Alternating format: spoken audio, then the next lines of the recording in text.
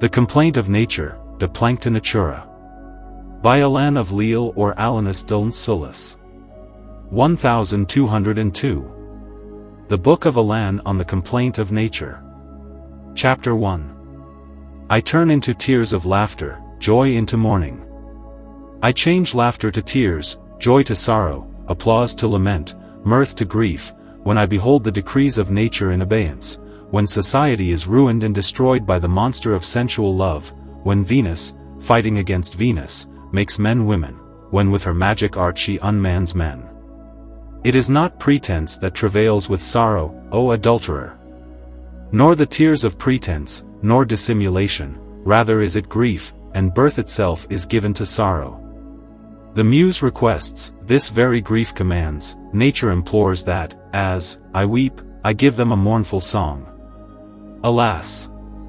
Whither has the loveliness of nature, the beauty of character, the standard of chastity, the love of virtue departed? Nature weeps, character passes away, chastity is wholly banished from its former high station, and become an orphan. The sex of active nature trembles shamefully at the way in which it declines into passive nature. Man is made woman, he blackens the honor of his sex, the craft of magic Venus makes him of double gender.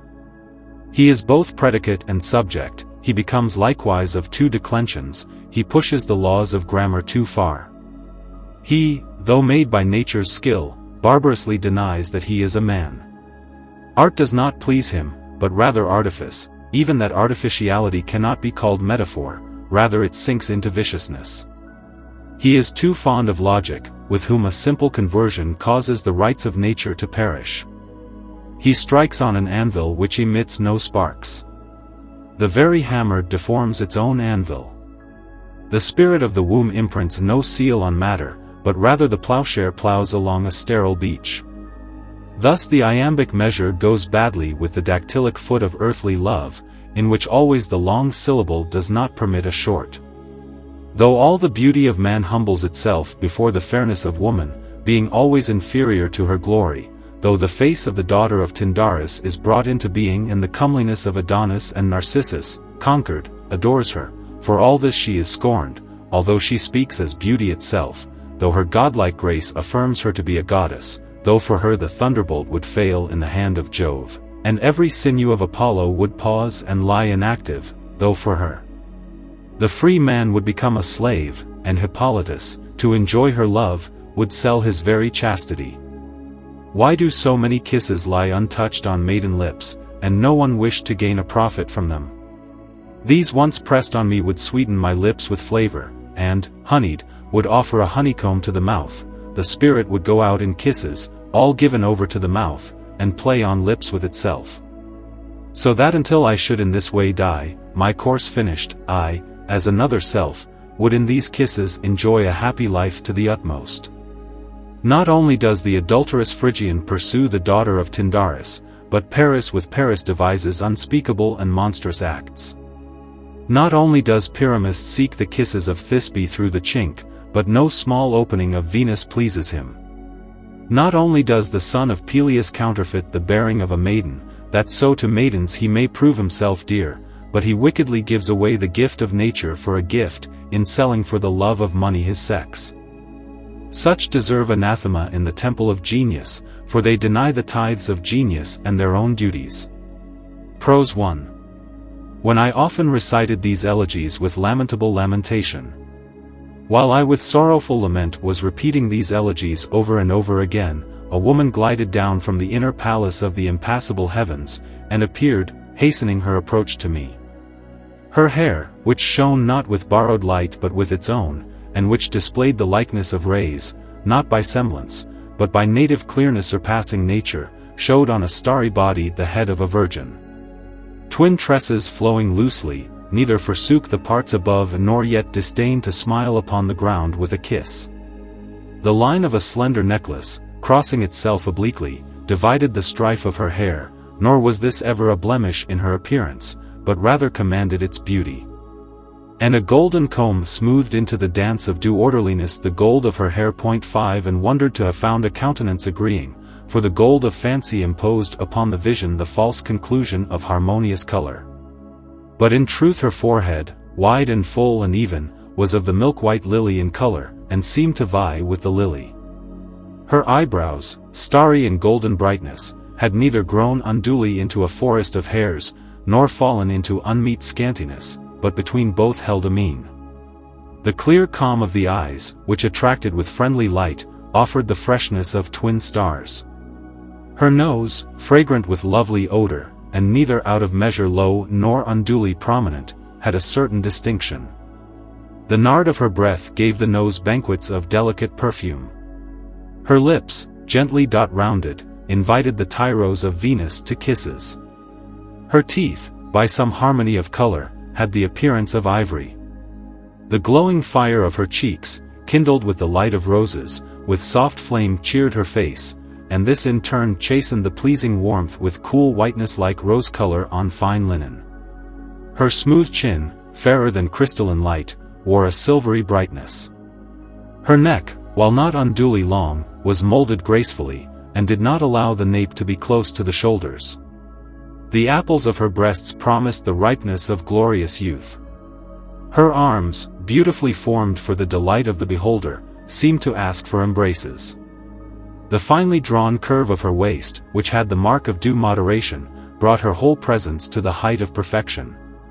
And faith spoke other parts, which a more secret habitation held aside, to be even better. For in her body lay unapparent a more beautiful form, of whose joys the countenance offered a foretaste, yet, as this very form made known, the key of Dion had never opened the lock of its chastity. And although the joy of her loveliness was so great, yet she tried to blot out the smile of her beauty with precious tears. For a stealthy dew, sprung from the welling of her eyes, proclaimed the flow of inward's grief, and her very face, cast to earth with chaste modesty, told of some injury done to the Virgin herself. The sparkling crown of a regal diadem, shining with dances of gems, brightened high on her head. No base alloy of gold, derogate from high worth, and deceptive to the eye with false light, supplied its substance but the pure nobility of gold itself.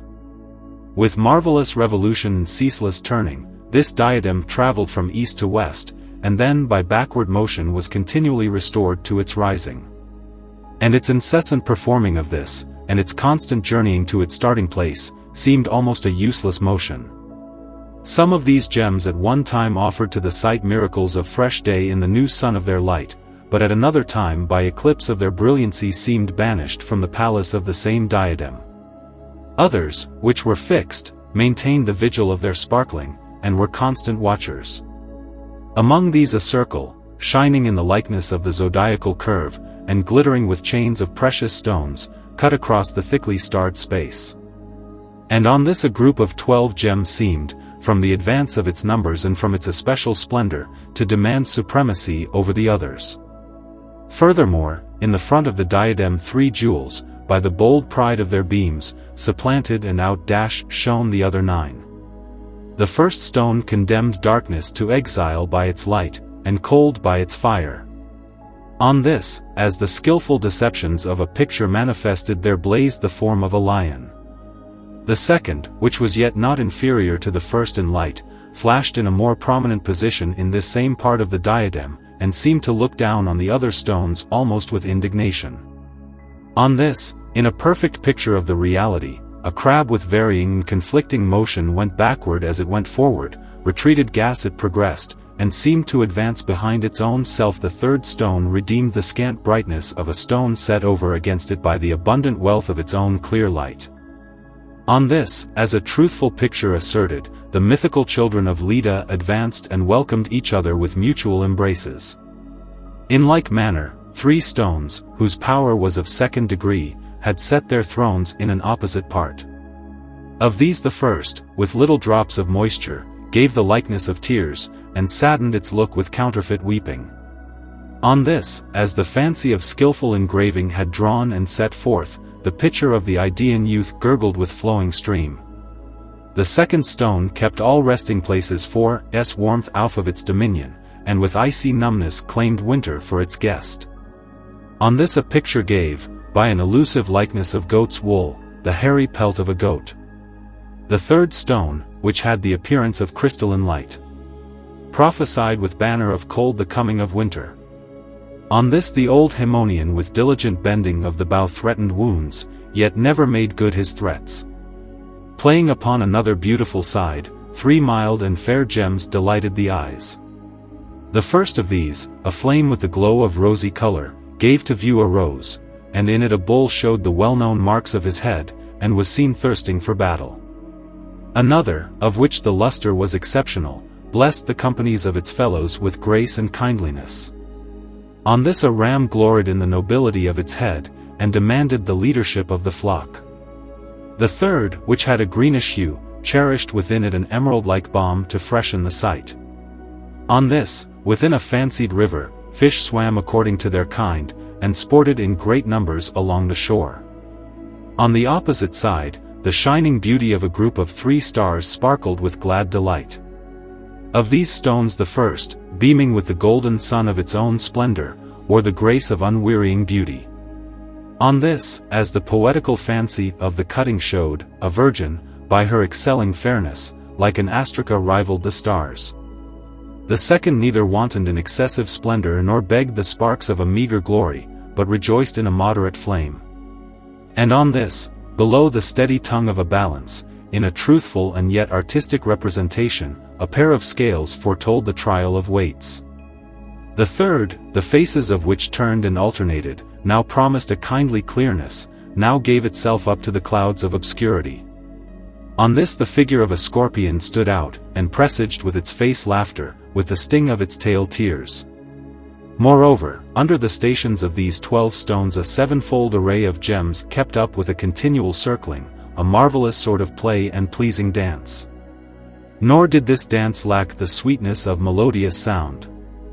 Now it frolicked in little notes, now it quickened into tones rich and swelling, and now, with stronger trump, advanced into the full burst of harmony, the depth of which stirred delight in our ears, and brought the first joys of sleep to our eyes.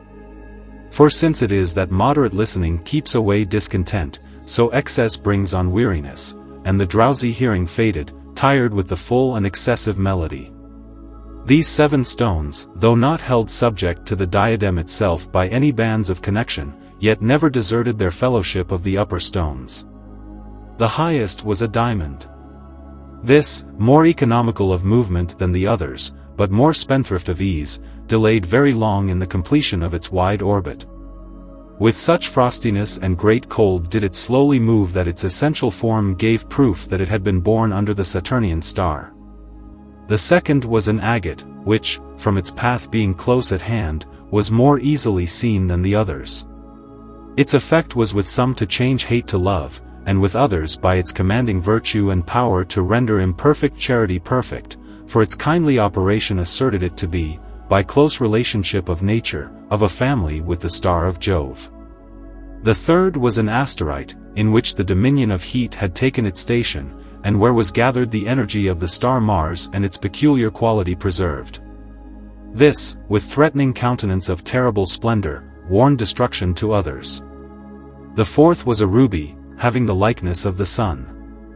With its streaming candle this banished the shades of night, and put to sleep the eclipsed lamps of its fellows. Now in the regal authority of majesty it ordered the others to make way, and now brought to the disturbance a quiet power. Then with a sapphire came an amethyst, pressing on the former's tracks, and tending it almost as a servant, yet never prejudiced by the quality of the other's light. Apart from the sapphire a little space, it either ran beside it round its orbit, or followed, or the one star lagged and granted the other the concession of going first. Of these 2 stones, the first by its harmonious quality gave the effect of the mercurial star, the other, the effect of Th6 Dianean.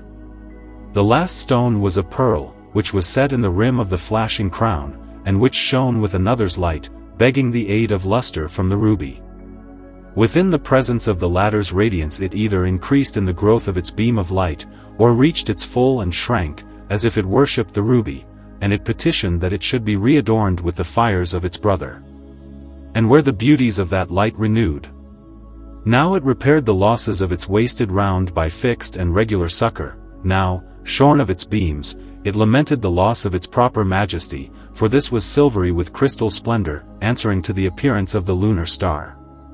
The bright nobility of this diadem by all these glories revealed the likeness of the firmament. A garment, woven from silky wool and covered with many colors, was as the Virgin's robe of state. Its appearance perpetually changed with many a different color and manifold hue. At first it startled the sight with the white radiance of the lily next, as if its simplicity had been thrown aside and it were striving for something better, it glowed with rosy life. Then, reaching the height of perfection, it gladdened the sight with the greenness of the emerald. Moreover, spun exceedingly fine so as to escape the scrutiny of the eye, it was so delicate of substance that you would think it and the air of the same nature. On it, as a picture fancied to sight, was being held a parliament of the living creation. There the eagle, first assuming youth, then age, and finally returning to the first, changed from Nestor to Adonis. There the hawk, chief of the realm of the air, demanded tribute from its subjects with a violent tyranny. The kite assumed the character of hunter, and in its stealthy preying seemed like the ghost of the hawk. The falcon stirred up civil war against the heron, though this was not divided with equal balance, for that should not be thought of by the name of war where you strike, but I only am struck. The ostrich, disregarding a worldly life for a lonely, dwelt like a hermit in solitudes of desert places. The swan, herald of its own death, foretold with its honey-sweet lyre of music the stopping of its life. Thereon the peacock nature had rained so great a treasure store of beauty that you would think she afterwards would have gone begging. The phoenix died in its real self, but, by some miracle of nature, revived in another, and in its death aroused itself from the dead. The bird of concord paid tribute to nature by decimating its brood. There lived sparrows, shrunk to, lo, pygmean atoms, while the crane opposite went to the excess of gigantic size. The pheasant, after it had endured the confinement of its natal island, flew into our worlds, destined to become the delight of princes. The cock, like a popular astrologer, told with its voices clock the divisions of the hours. But the wild cock derided its domestic idleness, and roamed abroad, wandering through the woody regions. The horned owl, prophet of misery, sang psalms of future deep sorrowing. The night owl was so gross with the dregs of ugliness that you would think that nature had dozed at its making. The crow predicted things to come in the excitement of vain chatter. The dubiously colored magpie kept up a sleepless attention to argument. The jackdaw treasured trifles of its commendable thieving, showing the signs of inborn avarice. The dove, drunk with the sweet Dionysian evil, labored at the sport of Cyprus. The raven, hating the shame of rivalry, did not confess for its brood its own offspring, until the sign of dark color was disclosed, whereupon, as if disputing with itself, it acknowledged the fact. The partridge shunned now the attacks of the powers of the air, now the traps of hunters, now the warning barks of dogs. The duck and the goose wintered, according to the same law of living, in their native land of streams. The turtle dove, widowed of its mate, scorned to return to love, and refused the consolation of marrying again. The parrot on the anvil of its throat fashioned the coin of human speech. There the trick of a false voice beguiled the quail, ignorant of the deceit of the serpent's figure. The woodpecker, architect of its own small house, with its beak's pick made a little retreat in an oak. The hedge sparrow, putting aside the role of stepmother, with the maternal breast of devotion adopted as its child the alien offspring of the cuckoo, but the offspring, though the subject of so great a boon, yet knew itself not as own son, but as stepchild. The swallow returned from its wandering, and made with mud under a beam its nest and home. The nightingale, renewing the complaint of its ravishment, and making music of harmonious sweetness, gave excuse for the fall of its chastity. The lark, like a high-souled musician, offered the lyre of its throat, not with the artfulness of study but with the mastery of nature, as one most skilled in the lore of melody, and refining its tones into finer, separated these little notes into inseparable chains. The bat, bird of double sex, held the rank of cipher among small birds. These living things, although as it were in allegory moving there, seemed to exist actually. Fine linen with its white shaded into green, which the maiden, as she herself shortly afterward said, had woven without a seam, and which was not of common material, but rejoiced in a skilled workmanship, served for her mantle. Its many intricate folds showed the color of water, and on it a graphic picture told of the nature of the watery creation, as divided into numerous species. There the whale fought with cliffs, and rushed on and rammed the forts of ships with the rock of its hugely towering body. The sea dog, the noisy sound of the name of which is doubly confusing, since it never barks, hunted the hares of its world in the glades of the sea. The sturgeon offered the excellence of its flesh to royal tables as a special blessing. The herring, that most common fish, relieved the hunger of the poor with its body which is shared by all. The place atoned by its delectable savor for the absence of meat in the 40 days' rigor. The mullet, with the sweet spices of its flesh, enticed the palates of those who tasted. The trout was baptized on the open sea and entered into the salt gulfs, and was known by the name of salmon. Dolphins by prophetic appearance foretold to ships the rage of the sea to come. There was a fish with the lower members of a siren, and with the face of a man. The Luna, bereft of its own light, revenged, seemingly in spite, its private injury on the shellfish, but the latter, as if laboring in corporeal new moon, atoned for the loss. To these dwellers in the regions of the brine had been assigned the middle portion of the mantle. Its remaining portion held migratory fish, which wandered in various streams, and had their haunts in their own land of fresher water.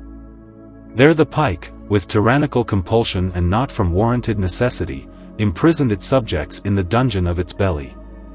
The barbel, from its small size not renowned, lived with the common fish on more friendly terms.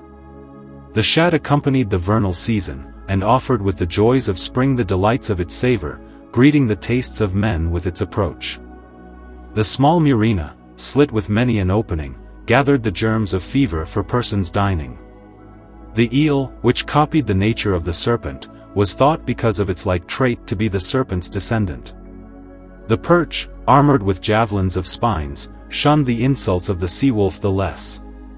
The catfish made up in its swollen head that which it lost in the slimness of its lower body. These pictures, finely drawn on the mantle in the manner of sculpture, seemed by miracle to swim. A damask tunic, also, pictured with embroidered work, concealed the maiden's body.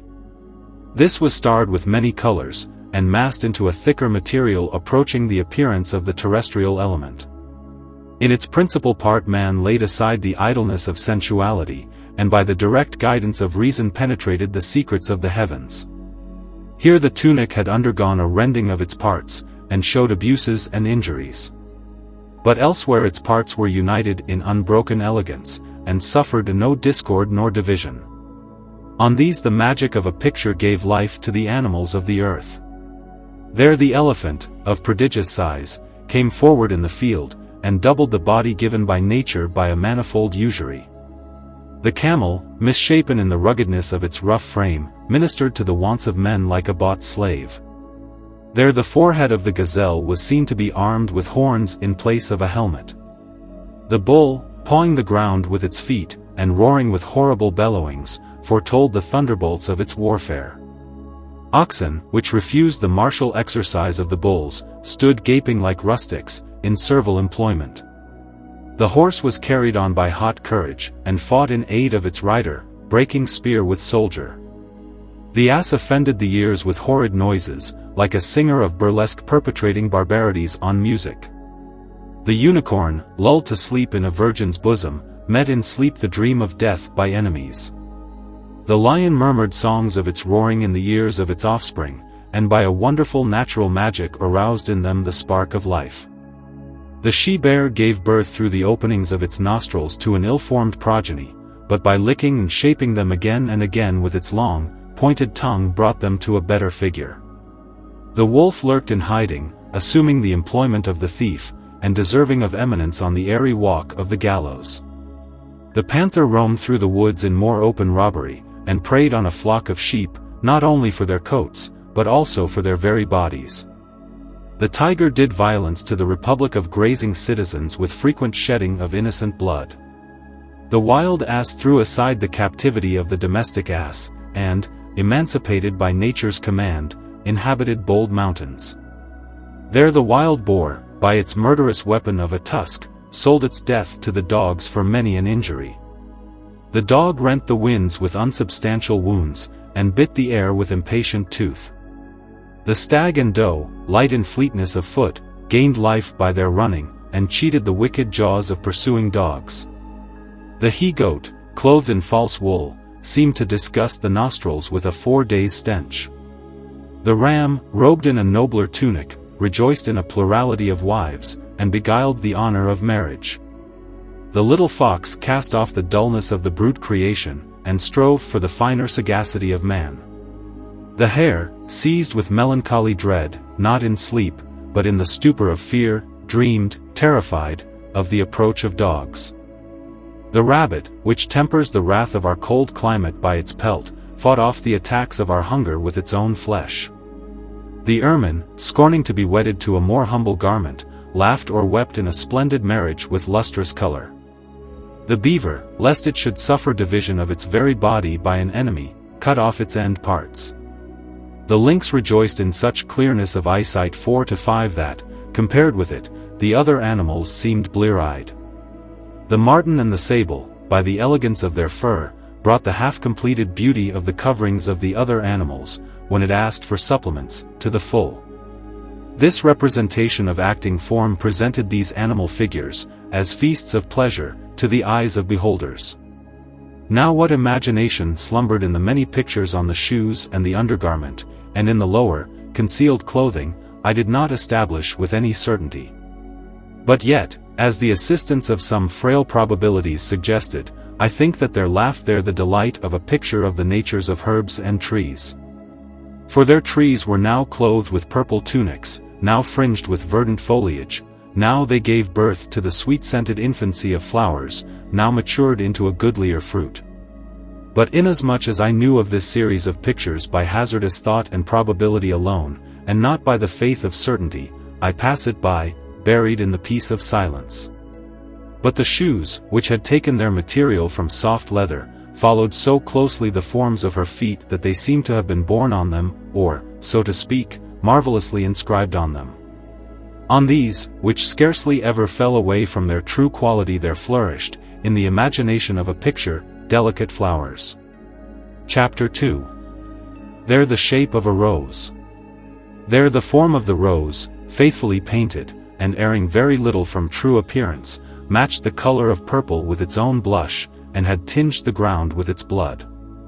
There, playing with its companion blossoms, was the lovely, fragrant flower of Adonis. The tall lily's silver proclaimed the fields and the valley depths.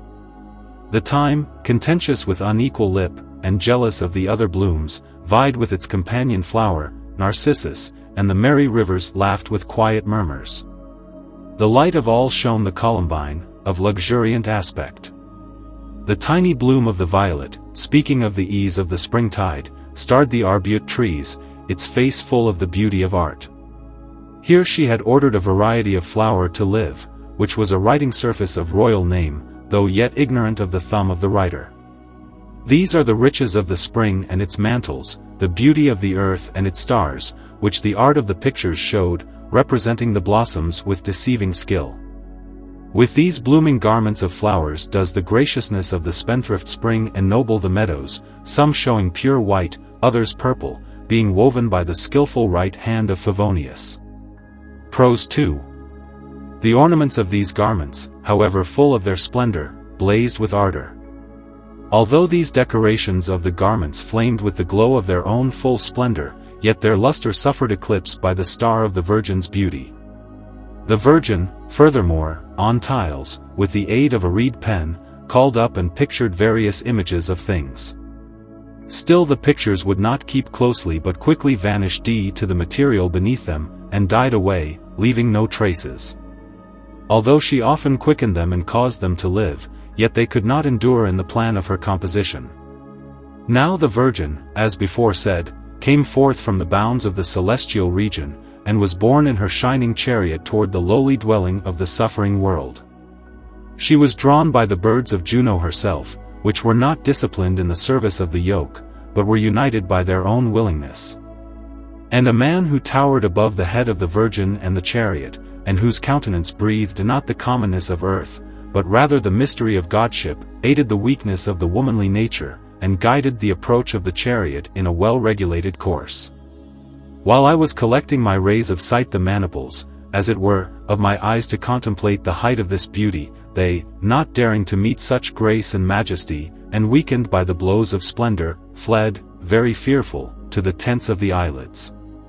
At the Virgin's coming you would have thought that all the elements were keeping solemn festival, renewing, so to speak, their own natures. The firmament ordered its stars to shine more brightly than their wont, and lit the Virgin's path, as it were, with its candles. And because of this the light of day itself was seen to wonder at their great boldness, since it saw them appear almost insolently in its presence. Phoebus, too, assuming a countenance gladder than usual, disclosed and poured out on the approach of the Virgin all the riches of his light. To his sister, also, whom he had deprived of the ornaments of his splendor, he returned the garment of delight, and ordered her to meet the coming queen. The air put away the tearful visage of clouds, and with the favor of a clear face smiled upon the maiden's approach. Tossed at first in the madness of the north wind's anger, now it rested pleasantly in the lap of Favonius. Birds, through some natural inspiration, sported with delightful play of wings, and gave the Virgin show of veneration. Juno, who but a little while before had scorned the embraces of Jove, was so carried away with joy that, with many a laughingly so glance of her eyes, she allured her husband to the delights of love. The sea, until then tom in tumultuous floods, now observed the coming of the Virgin with solemn ceremony, and promised the perpetual peace of rest, for Aeolus, that his winds and tempests in her presence should no longer raise civil wars, bound them in his cells. Fish swam out into the upper waters, in so far as the inactivity of their sensual existence permitted, and with joy and delight knew in advance the coming of their mistress. Thetis, celebrating her marriage with Nereus, purposed to conceive another Achilles. And maidens, whose beauty not only stole away the reason of man, but also made the celestials forget their godship, came forth from the places of streams, and, like bearers of tribute, presented little gifts of aromatic nectar to the coming queen. When the Virgin had graciously received these, she showed her love for the maidens by the encircling yoke of embraces, and by many a repeated kiss. The earth, lately stripped of its adornments by the thieving winter, through the generosity of spring donned a purple tunic of flowers, that it might not, inglorious in ragged vestments, appear to the young Virgin unbecomingly. And the spring, like an artisan skilled in weaving, in order the more happily to welcome her approach, wove garments for the trees. And with a sort of bowed these lowered their leaves, veneration as if they were bending their knees, offered her their prayers. Out of them came maidens who enriched the treasures of the actual day by the day of their beauty, and bore in cedar vessels spices prepared from the kinds of herbs that they represent, and, as if paying their tribute to the young Virgin, bought her favor with their gifts. Nymphs of the dell filled their laps with flowers, and now reddened the royal chariot with blushing blossoms, now made it lily-like with white flower leaves. Flora generously presented the Virgin with an undergarment of fine linen, which she had worked for her husband, that she might merit his embraces. Proserpine, loathing the couch of her Tartarian spouse, and returning to her native upper world, was unwilling to be denied the presence of her mistress. And the animals of the earth, taught by some natural instinct, on learning of the Virgin's approach sported with glad gaiety. So was the sum of all things eager in attention to her, and with wonderful rivalry strove to gain her favor. Chapter 3. Flower-bearing Zephyrus had softened the rugged year, and quelled the wars of Boreas with its peace, and bathed in a hail of flowers, rained privet bloom, and ordered the blossoming snows to be in the meadows. The spring, like a lively fuller, refreshed the garments of the fields, and with the fire of its purple kindled the dresses of the flowers. It gave back foliage to the trees which the winter had shorn, thus restoring that vesture which the other had formerly taken away. It was the season in which, to the applause of dryads, the abundant favor of the spring spreads out its treasures in its fields, in which, while the hardier strength is present, the infancy of flowers rises higher, and draws away from its mother earth, in which the mirror of the violet clings to its earthy cradle, and, with fresh countenance, asks for the breath of the air. It was the season in which the earth, her head starred with roses, with full constellation rivals the sky, in which the almond tree flies its banners and proclaims the beginning of summer, and with its bloom calls out the joys of spring, in which the budded vine embraces its elm's wedded bosom, and thinks on its giving birth. The candle of the sun banished winter's shade, forcing all cold to suffer exile. Still there lurked withdrawn in many woods an illusory winter, which the newborn shoddiness of the forest had made with leaves. Now to her flower child Juno gave the breasts of dew with which this nourisher first suckles her offspring. It was the season in which the strength of Phoebus awakens the dead grasses, commanding all to rise from their burial mounds, in which the joyful aspect of spring makes calm the world, and wipes away the tears of winter from its face, so that a flower may commit itself to the good faith of the air, and wintry cold blast not the first blossom, in which Phoebus visits the earth, groaning with the sluggishness of winter, and greets it with joyful light, in which the latest period of time puts away age, and the old world begins to be a boy, in which Phoebus spoils night of its proper hours, and the pygmy day commences to become a giant, in which the Phryxian herd rejoices in its friend the sun, pays its tribute, and makes ready a welcome for Phoebus, in which the nightingale, singing a song with a tongue of honeyed music, celebrates the festival of its own springtime, in jubilee for which it so strikes the lyre of its throat that with its own mouth it proclaims a very god, in which the lark with sweet sound counterfeits the Cythera flies to the gods above, and talks with Jove. A silver splendor clothed the wanton streams, and had ordered its daylight to be on the rivers. One could see the garrulous flow of a changing fountain, the murmur of the running of which was a prologue to sleep. By the glory of its appearance the fountain itself asked that tired man take draughts of it. Prose 3. Therefore, in this pleasant time of youth. But the Virgin was not gladdened by the acclamations of any of these things in the freshness of this pleasant season, and could not moderate her former grief. Lowering the chariot to the ground, she came toward me with modest approach, beautifying the earth with her footsteps.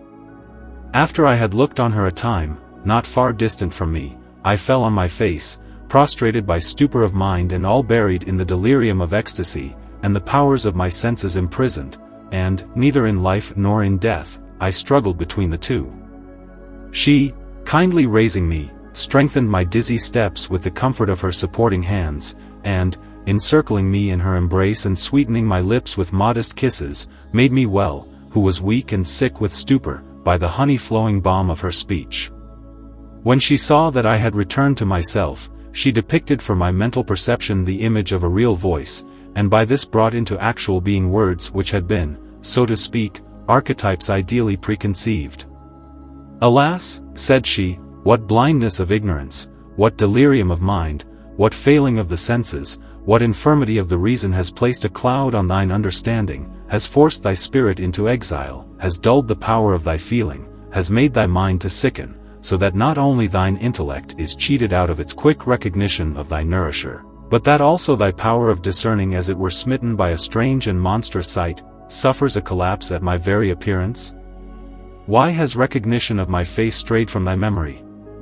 Thou, in whom my gifts bespeak me, who have blessed thee with such abundant favor and kindness, who, from thine early age, as vice-regent of God the Creator, have ordered by sure management thy life's proper course, who in time past brought the fluctuating material of thy body out from the impure essence of primordial matter into true being, who pitted thy misshapen countenance, which, so to speak, cried often to me, and marked it with the stamp of human appearance, and ennobled it, destitute before of beauty and grace of lineament, with the more excellent vesture of features. And here, arranging the different offices of the members for the protection of the body, I ordered the senses, as guards of the corporeal realm, to keep watch, that like spies on foreign enemies they might defend the body from external assault.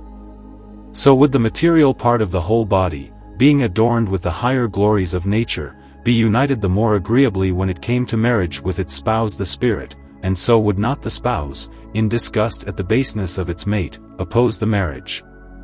Thy spirit, also, I have stamped with vital powers, that it might not, poorer than the body, envy its successes. And in it I have established a power of native strength, which is a hunter of subtle matters in the pursuit of knowledge, and establishes them, rendered intelligible, in the understanding. On it, also, point 1 have impressed the seal of reason, to set aside by the winnowing fan of its discrimination the emptiness of falsehood from the serious matters of truth. Through me, also, the power of memory serves thee, hoarding in the treasure chest of its recollection the glorious wealth of knowledge. With these gifts, then, I have blessed both, that neither might groan over its own poverty, or complain at the other's affluence. And just as this marriage is brought to pass by my consent, so is the same marital bond deed dissolved according to my decision. Not in thee particularly, but also in all things universally, shines out the abundance of my power. I am she who have fashioned the form and eminence of man into the likeness of the original mundane mechanism, that in him, as in a mirror of the world itself, combined nature may appear. For just as, of the four elements, the concordant discord, the single plurality, the dissonant consonance, the dissenting agreement, produced the structures of the palace of earth, so, of four ingredients, the similar unsimilarity, the unequal equality, the unformed conformity, the separate identity, firmly erect the building of the human body. And those qualities which come together as mediators among the elements, these establish a firm peace among the four humours. And just as the army of the planets opposes with contrary motion the fixed rolling of the firmament, so in man is found a continual hostility between lust and reason. For the activity of reason, taking its rise from a celestial source, passes through the low levels of earth, and, watchful of heavenly things, turns again to heaven. The activities of lust, on the other band, wandering waywardly and contrary to the firmament of reason, turn and slip down into the decline of things of earth. Now the latter, lust, leads the human mind into the ruin of vices, so that it perishes; the former, reason, bids it, as it rises, to ascend to the serenity of virtue. The one dishonors man, and changes him to a beast; the other mightily transfigures him into a god. Reason illuminates the darkness of the brain by the light of contemplation; lust extinguishes the radiance of the mind by the night of desire. Reason makes man to talk with angels; lust forces him to wanton with brutes. Reason teaches man to find in exile a home; lust forces him in his home to be an exile. And, in this, man's nature cannot reproach me for my ordering and management. For, out of the counsel of wisdom, I have set such a war of opposition between these antagonists that if, in this strife, reason bend down lust to defeat, the victory will not be without its following reward. For prizes won by victories shine more fairly than other presents. Gifts acquired by labor are brighter and more delightful than all those that are free. And he deserves the commendation of greater praise who toils and receives little, than he who receives much at ease. The earlier labor, pouring a certain sweetness into the following recompense, rewards the worker with greater favor. In these then, and in the greater gifts of nature, the universe finds its qualities in man. Hear how in this universe, as in a great city, order is established by the control of a majestic government. In the heavens, as in the citadel of a human city, resides imperially the everlasting ruler.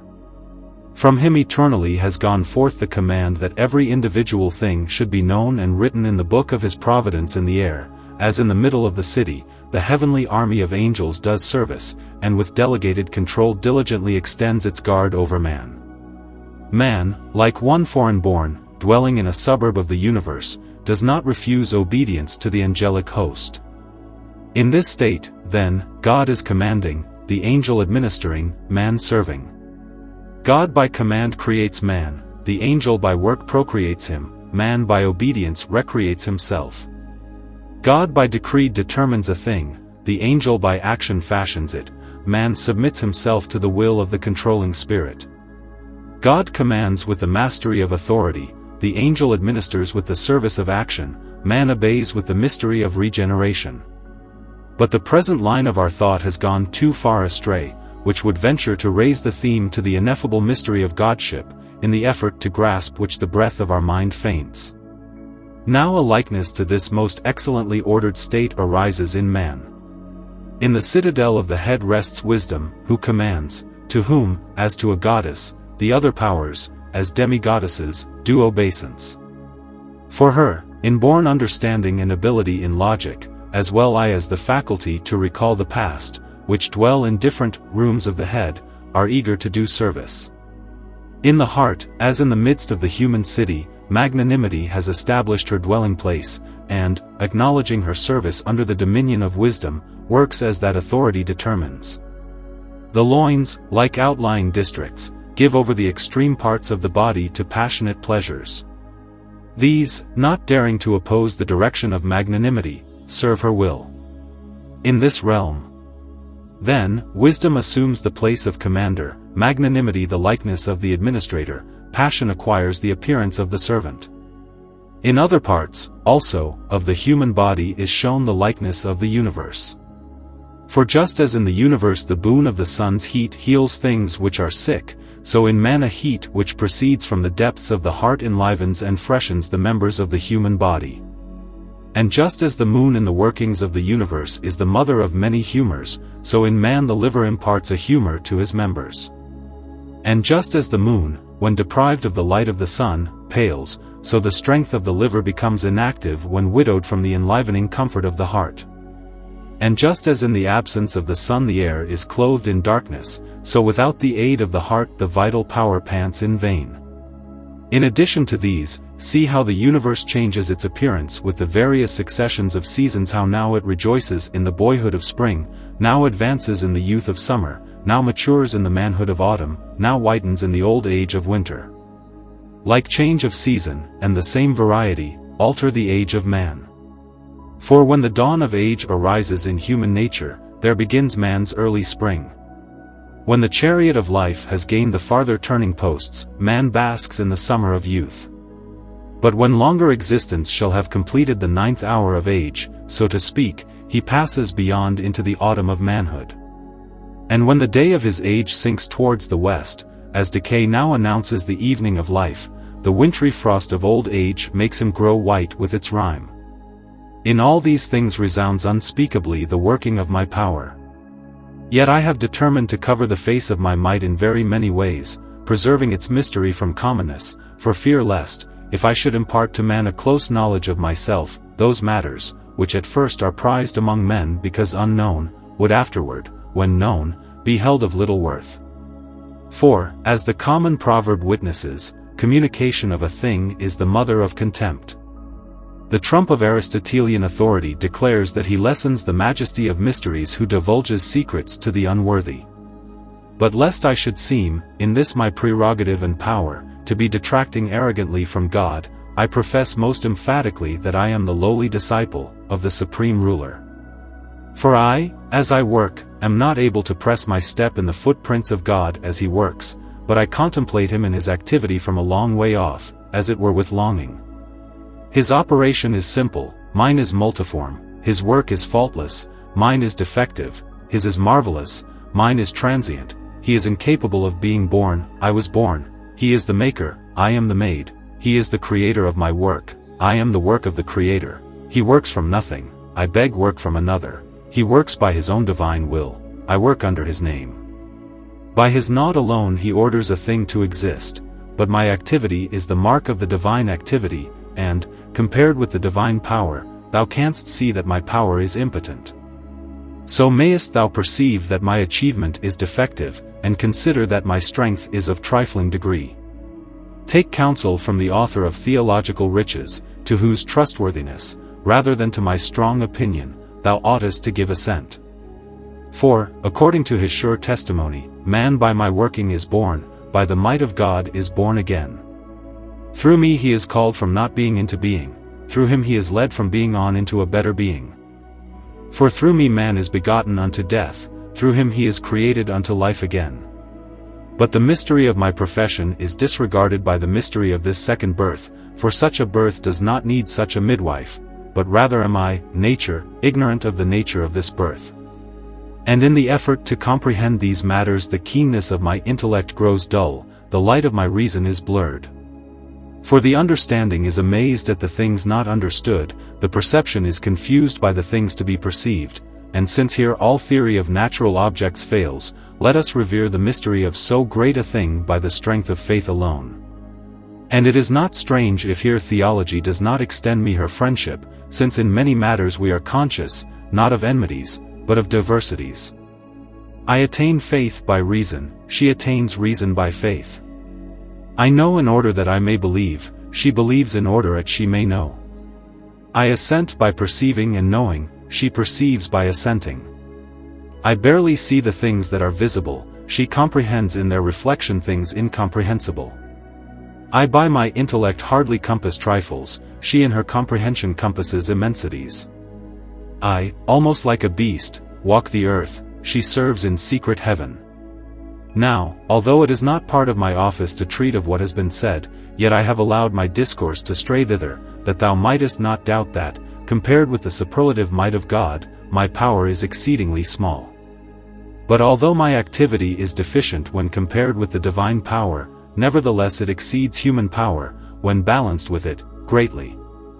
And therefore in a comparison of 3 steps, we can find 3 grades of power, so that the power of God may be called the superlative, that of nature the comparative, that of man the positive. All this discourse gives thee, and without any questioning doubt, a close knowledge of me. And to speak more intimately, I am nature, who have sought after thee for my presence with the gift of my esteem, and thought thee worthy to bless with my conversation. When nature unveiled to me through these words the face of her being, and by her reminder, as by a key, unlocked ahead for me the door to her acquaintance, the little cloud of stupor, which had lain close on my mind, lifted. And by this reminder, as by some medicinal potion, the sick stomach, so to speak, of my mind cast out all the remnants of its illusion. Then, restored anew to myself from my mind's wandering, I fell headlong at the feet of nature, and, in the place of a salutation, marked them with pressure of many a kiss. Then, rising and composing myself, presented her in speech, with a reverent bowing of the head as to divine majesty. The offering of a salutation. Fittingly I fled to the retreat of excuse, and with prayers made from the honey of humility I entreated her kindness not to assign the fact that I had paid her coming no joyous greeting to the fault of heedlessness, nor to impute it to arrogant displeasure, nor to ascribe it to the venoms of ingratitude. But rather at her appearance I had been stupefied in the false death of ecstasy, as it were struck dumb at the strange presence of a marvelous apparition, and I said that it was not to be wondered at if before such divinity the countenance of mortality in me paled, if in the noon of such majesty the small beam of my perception went out into the twilight of error, if at the appearing of such bliss my poor wretchedness was ashamed. For the dark obscurity of the ignorance of weak humanity, and its impotent dumbness of amazement, and its frequent fits of stupor, are allied by a certain bond of brotherhood, inasmuch as, from the close association, frail human nature is always wont, like a pupil disciplined by a teacher instructing him and informing him of the laws of his race, both to be darkened by ignorance at the first sight of new subjects and in the attention to great principles, and to be smitten with stupor and to be overcome with amazement. While this manner of excuse was gaining for me the kindly hearing of the Queen, and was earning her favor the more agreeably, and besides was giving me the confidence that I should hear greater things, I laid before her consideration a certain unsettled doubt of mine, which was disturbing the welcome in my mind with extreme and pressing restlessness, and I proceeded in these words of inquiry. Chapter 4. O offspring of God, mother of all things, bond and firm chain of the universe, jewel of earth, mirror to mortality, light bringer of the world. Peace, love, virtue, government, power, order, law, end, way, light, source, life, glory, splendor, beauty, form, pattern of the world. Thou who, guiding the universe with thy reins, dost join all things in firmness with the knot of concord, and dost with the bond of peace marry heaven to earth, who, reflecting upon the simple ideas of mind, dost fashion every species of thing, and, cloaking matter with form, dost shape the cloak of form with thy finger, whom the heavens befriend, whom the air serves, whom the earth cherishes, whom the wave worships, to whom, as to the mistress of the universe, each thing pays its tribute.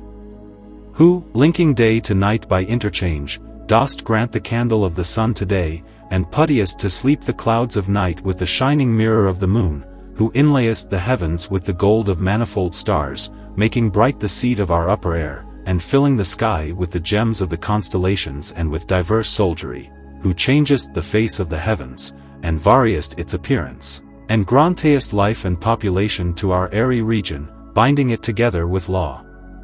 At whose nod the world grows young, the forest is curled with leafy locks, and clothed in its tunic of blossoms the earth exults, who dost repress and increase the threatening sea, cutting short the course of the fury of the deep, lest the seething of the flood should prevail to bury the region of earth. Disclose the reason to me, who desire it, why thou, a stranger from the skies, seekest the earth, why thou offerest to our world the gifts of thv deity, why thy features are bedewed with a shower of weeping, what the tears on thy countenance foretell? Weeping is a sufficient and faithful tongue of inner grief. Prose 4.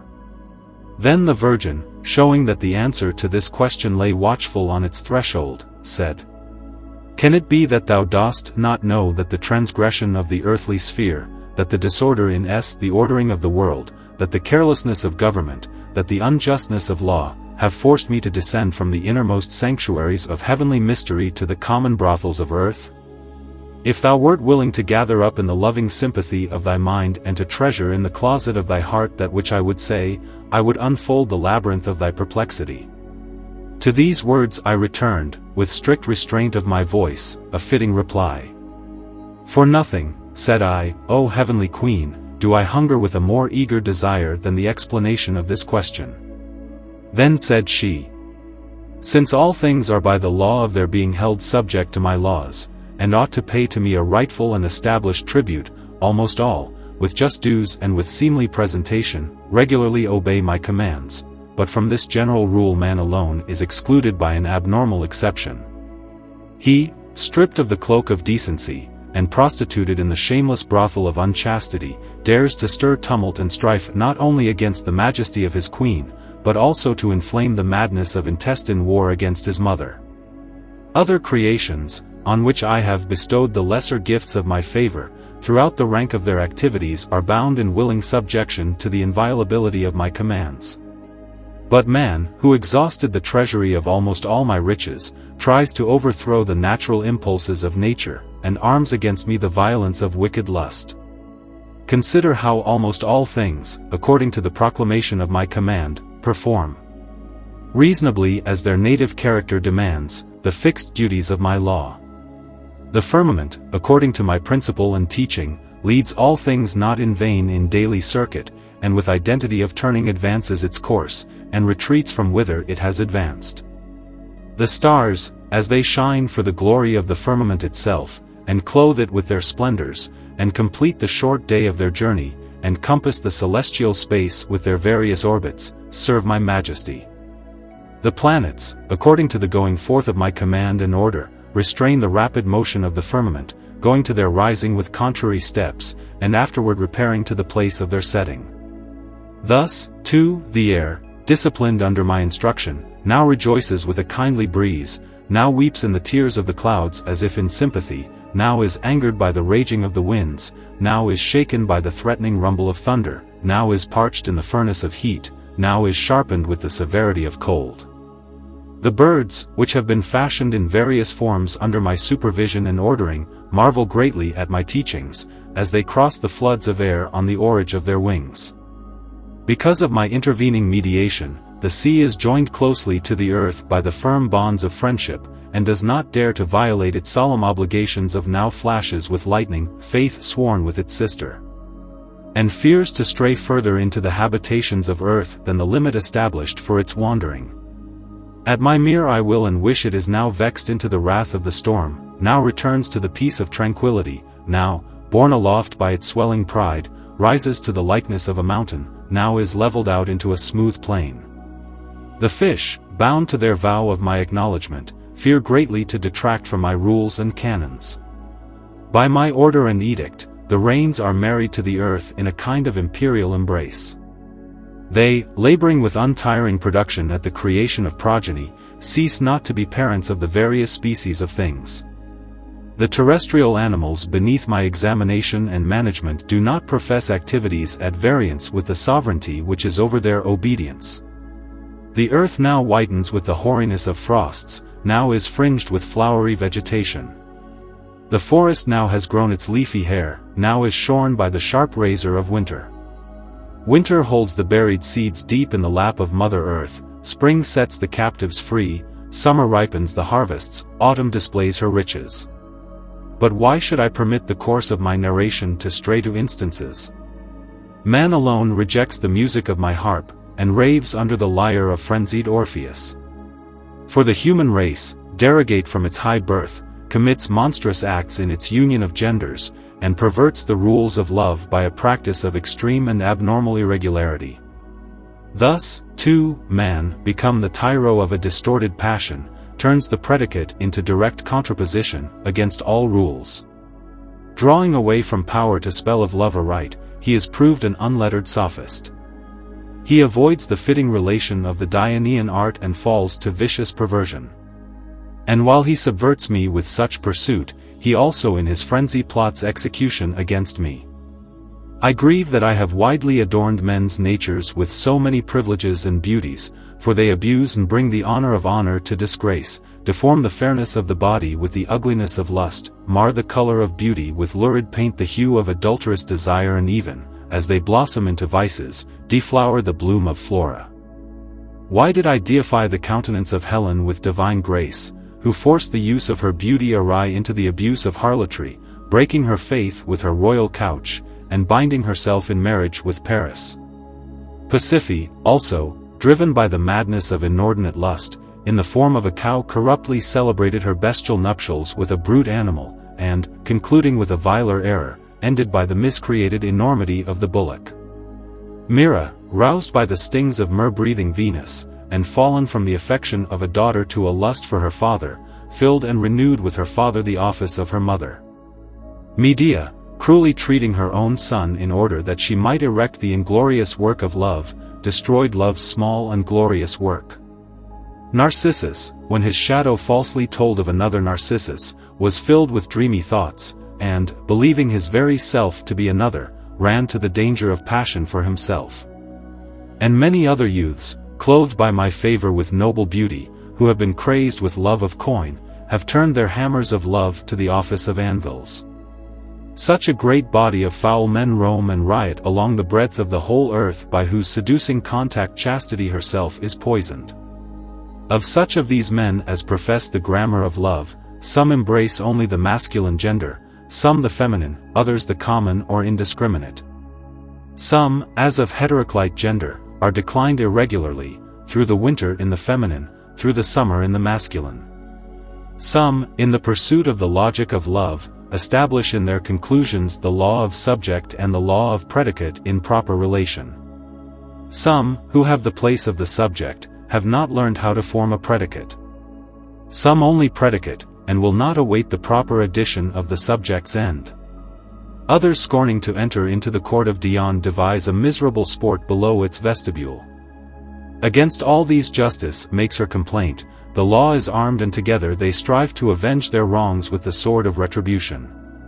Thou wilt not marvel, then, if I depart into these strange, unholy words, since unholy men dare to practice licentiousness. For I throw them forth indignantly, to the end that virtuous men so may respect the character of chastity, and that the shameless may be restrained from the lewd practices of lust. Indeed, a knowledge of evil is expedient for security, for it punishes the guilty, branding them with the mark of shamelessness, and fortifies those who are without the armor of caution. Now my explanation has filed away and erased the worry of thy doubt. For these reasons, then, did I pass from the secret places of the heavens' court above, and descend to the lowlands of this mortal earth, that I might, with thee as with my friend and confidant, lay down my sad burden of the accursed vices of men, and with thee determine what answering punishment should be given to such rebellion in crime, in order that the sting of the punishment might be made as great as the scourge of those crimes, and might equal them in retribution. Then said, O thou who directest all things, did I not fear to provoke loathing in thy kindness by the number of my questions, I would expose to the light of thine understanding the shadows of another doubt of mine. Nay, rather, she answered, do thou impart to our hearing all thy questions, not only those of recent birth but also those aged in the rust of years, that the agitation of thy doubts may be quieted by the sure strength of our explanations. Then said I marvel as I think of the compositions of the poets, why thou armest the points of these invectives solely against the faults of humankind, while we also read that the gods limped with the same steps of transgression. For Jupiter, who carried away the Phrygian boy to the upper world, bore for him there a proportionate desire, and while he appointed him as the charge of bearing him the cup at his table during the day, he made him his bedfellow on the couch at night. And Bacchus and Apollo, co-heirs of the paternal lewdness, turned to women, not in the power of godlike strength, but by the trick of superstitious glove, feigning to be boys. Then she, her first calm look much disquieted, said, What? In thine asking dost thou clothe in the likeness of a doubt a question which is not worthy to take the form of a doubt? Dost thou attempt to give faith to the dreamy fancies of the poets, which the activity of poetical art has portrayed? Does not philosophy's saner treatment file away and erase with higher understanding that which is learned in the child's cradle of poetic teaching? Can it be that thou dost not know how poets expose naked falsehood to their hearers with no protecting cloak, that they may intoxicate their ears, and, so to speak, bewitch them with a melody of honeyed delight, or how they cloak that same falsehood with a pretense of credibility, that, by means of images of objective things, they may mold the souls of men on the anvil of dishonorable assent, or that in the shallow exterior of literature the poetic lyre sounds a false note, but within speaks to its hearers of the mystery of loftier understanding, so that, the waste of outer falsity cast aside, the reader finds, in secret within, the sweeter kernel of truth? Sometimes poets combine historical events and imaginative fancies, as it were in a splendid structure, to the end that from the harmonious joining of diversities a finer picture of the story may result. But yet, when the great body of the gods is spoken of by the poets idly and vainly, or the very deities are said to have stealthily withdrawn their hands from the chastening rods of Venus, there dawns the shadow of untruth, nor in such matter is the poet found varying from his peculiar quality. For surely, when the dreams of Epicurus are put to sleep, the madness of Manichaeus cured, the intricacies of Aristotle argued out, the fallacies of Arius refuted. Reason then proves the sole unity of God, the universe declares it, faith believes it, Scripture attests it. In him is no spot found, him no evil fault attacks, with him no tempting passion abides. Here is splendor never failing, life untiring and immortal, a fountain always springing, a fruitful conservatory of being, the great source of wisdom, the primal origin of goodness. Then what of it if many, as in the case of the poets, have distorted the ultimate categories of love for purposes of literature? The view either that there are gods, or that they wanton at the sports of love is false rhyme and darkens to depths of extreme falsehood. Over that I have drawn the cloud of silence, but the other I have unfolded in the light of a true explanation. At this I said, I see, mother, that my question savors of a most childlike ignorance.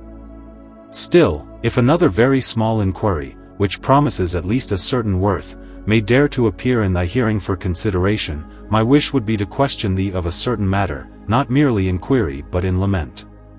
To these words she replied, Have I not before this extended to thee free reins to ask without any hindrance or restraint by me?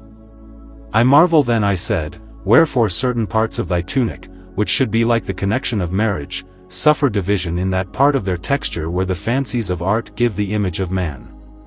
Now from what we have touched on previously, she answered, thou canst deduce what the figured gap and rent mystically show. For since, as we have said before, many men have taken arms against their mother in evil and violence, they thereupon, in fixing between them and her a vast gulf of dissension, lay me the hands of outrage, and themselves tear apart my garments piece by piece, and, as in them, force me, stripped of dress, whom they ought to clothe with reverential honor, to come to shame like a harlot. This tunic, then, is made with this rent, since by the unlawful assaults of man alone the garments of my modesty suffer disgrace and division. Then said I, now the stream of my doubts is calmed by the light of thine explanations, and grants my mind a rest from disquiet. But should it commend itself to thy favor, would eagerly strive to learn what irrational reason, what indiscreet discretion, what misguided affection, has so forced man's little spark of reason to slumber, that he, drunk with the Lethean cup of sensuality, not only has become an apostate from thy laws, but also unrighteously rebels against them. Then she answered, if thy wish is to learn the seeding and origin of this evil, thou shouldst rouse the flame of higher thought, and creep on to seek with a more eager desire for understanding. Let keenness expel the intellect's stupidity, let constancy of attention check flooding thoughts. For as I make my beginning in a loftier and nobler style, and desire to weave the line of my story, I do not wish as before to explain my principles on a dead level of words, nor yet to pollute unholy subjects with new profanities of speech, but rather to gild with the olden ornaments of chaste words matters of shame, and to deck them in the various colors of beautiful expression. For it is fitting to purple the dross of the aforesaid vices with glowing phrase, to perfume the foulness of evil with the odor of sweet words, in order that the stench of such great filth may not go abroad far upon the winds, and bring many to indignation and loathing disgust. Sometimes, no doubt, as we have touched on hitherto, since speech should be related to the matters of which we speak, deformity of expression ought to be molded to ugliness of subject. But in the coming theme, in order that evil words may not offend the reader's hearing, nor establish an abode in the mouth of a virgin, wish to give to these monstrous vices a cloak of well-sounding phrases. Now the hunger of my intellect, I said, the sharpness of my burning desire, the ardor of my fervent spirit, the constancy of my heightened and firm attention, request the things which thou promisest. Then said she, when God wished to bring the creation of his worldly palace out from the spiritual abode of his inner preconception into external mold, and to express, as in a material word and by its real existence, the mental word which he had conceived from the everlasting foundation of the universe, like a splendid world's architect, like a goldsmith working in gold, like the skillful artisan of a stupendous production, like the industrious workman of a wonderful work, he fashioned the marvelous form of his earthly palace, not with the laborious assistance of an exterior agency, nor by the help of material lying there at hand, nor because of any base need, but by the power of his sole independent will. Then God added to this worldly palace various kinds of things, and these, though separated by the strife of different natures, he governed with harmony of proper order, furnished with laws and bound with ordinances. And thus he united with mutual and fraternal kisses things antagonistic from the opposition of their properties, between which the space had made its room from contraries, and he changed the strife of hatred into the peace of friendship. All things, then, agreeing through invisible bonds of union, plurality returned to unity, diversity to identity, dissonance to harmony, discord to concord in peaceful agreement. But after the universal Maker had clothed all things with the forms for their natures, and had wedded them in marriage with portions suitable to them individually, then, wishing that by the round of mutual relation of birth and death there should to perishable things be given stability through instability, infinity through impermanence, eternity through transientness, and that a series of things should be continually woven together in unbroken reciprocation of birth, he decreed that similar things, stamped with the seal of clear conformity, be brought from their like along the lawful path of sure descent. Me, then, he appointed a sort of deputy, a coiner for stamping the orders of things, for the purpose that I should form their figures on the proper anvils, and should not let the shape vary from the shape of the anvil, and that through my activity and skill the face of the copy should not be changed by additions of any other elements from the face of the original. Accordingly, obeying the command of the ruler, in my work I stamp, so to speak, the various coins of things in the image of the original, exemplifying the figure of the example, harmoniously forming like from like, and have produced the distinctive appearances of individual things. Yet beneath the mysterious, divine majesty, I have so performed this work and service that the right hand of spiritual power should direct my hand in its application, since the pen of my composition would stray in sudden error, should it not be guided by the supreme supporter. Without the help, however, of an assisting worker, I could not perfect so many classes of things. Therefore, since it pleased me to sojourn in the grateful palace of the eternal region, where no blast of wind destroys the peace of pure serenity, where no dropping night of clouds buries the untired day of open heaven, where no violence of tempest rages, where no rioter's madness impends in thunder, in the outskirt world I stationed Venus, who is skilled in the knowledge of making, as under deputy of my work, in order that she, under my judgment and guidance, and with the assisting activity of her husband Hymen and her son Cupid, by laboring at the various formation of the living things of earth, and regularly applying their productive hammers to their anvils, might weave together the line of the human race in unwearied continuation, to the end that it should not suffer violent sundering at the hands of the fates. While, in the progress of this narrative, mention was being made of Cupid, I slipped a question of the following tenor into an interruption, with which I had broken in, saying, "Stay! Stay! Did I not fear to incur disfavor from thy kindness by rude division of thy speech, and by the burden of my questions, I would desire to know, from thy discernment and by thy delineation, the nature of Cupid, on whom thy speech has touched before with some slight mention. For though various authors have pictured his nature under the covering wrap of allegory, they have yet left us no marks of certainty. And his authority over the human race is seen from experience to be so powerful that no one, whether marked with the seal of nobility, or clothed in the beauty of exceptional wisdom, or fortified with the armor of courage, or robed in the garment of loveliness, or honored with distinctions of other graces, can accept himself from the comprehensiveness of the power of love." Then she, slowly shaking her head, said in words foretelling rebuke, "I believe that thou art serving as a paid soldier in the camp of Cupid, and art connected with him by some relationship and close intimacy. For thou dost eagerly try to explore his tangled maze, though thou oughtest rather to be applying thy mind's attention the more closely to my discourser rich in treasures of thought. But nevertheless, before it advances into the course of my further speech, since I sympathize with the weakness of thy humanity, I am obliged to dispel, as far as in my small ability lies, the shadows of thine ignorance. Besides, I am bound to the solving of thy problems by solemn obligation and promise. So, either through describing with faithful description, or defining with correct definition, a matter that is non-demonstrable I shall demonstrate, one that is inextricable I shall untangle, albeit this, which is not bound in obedience by connections with any substance, and does not desire the scrutiny of the intellect, cannot be stamped with mark or any description.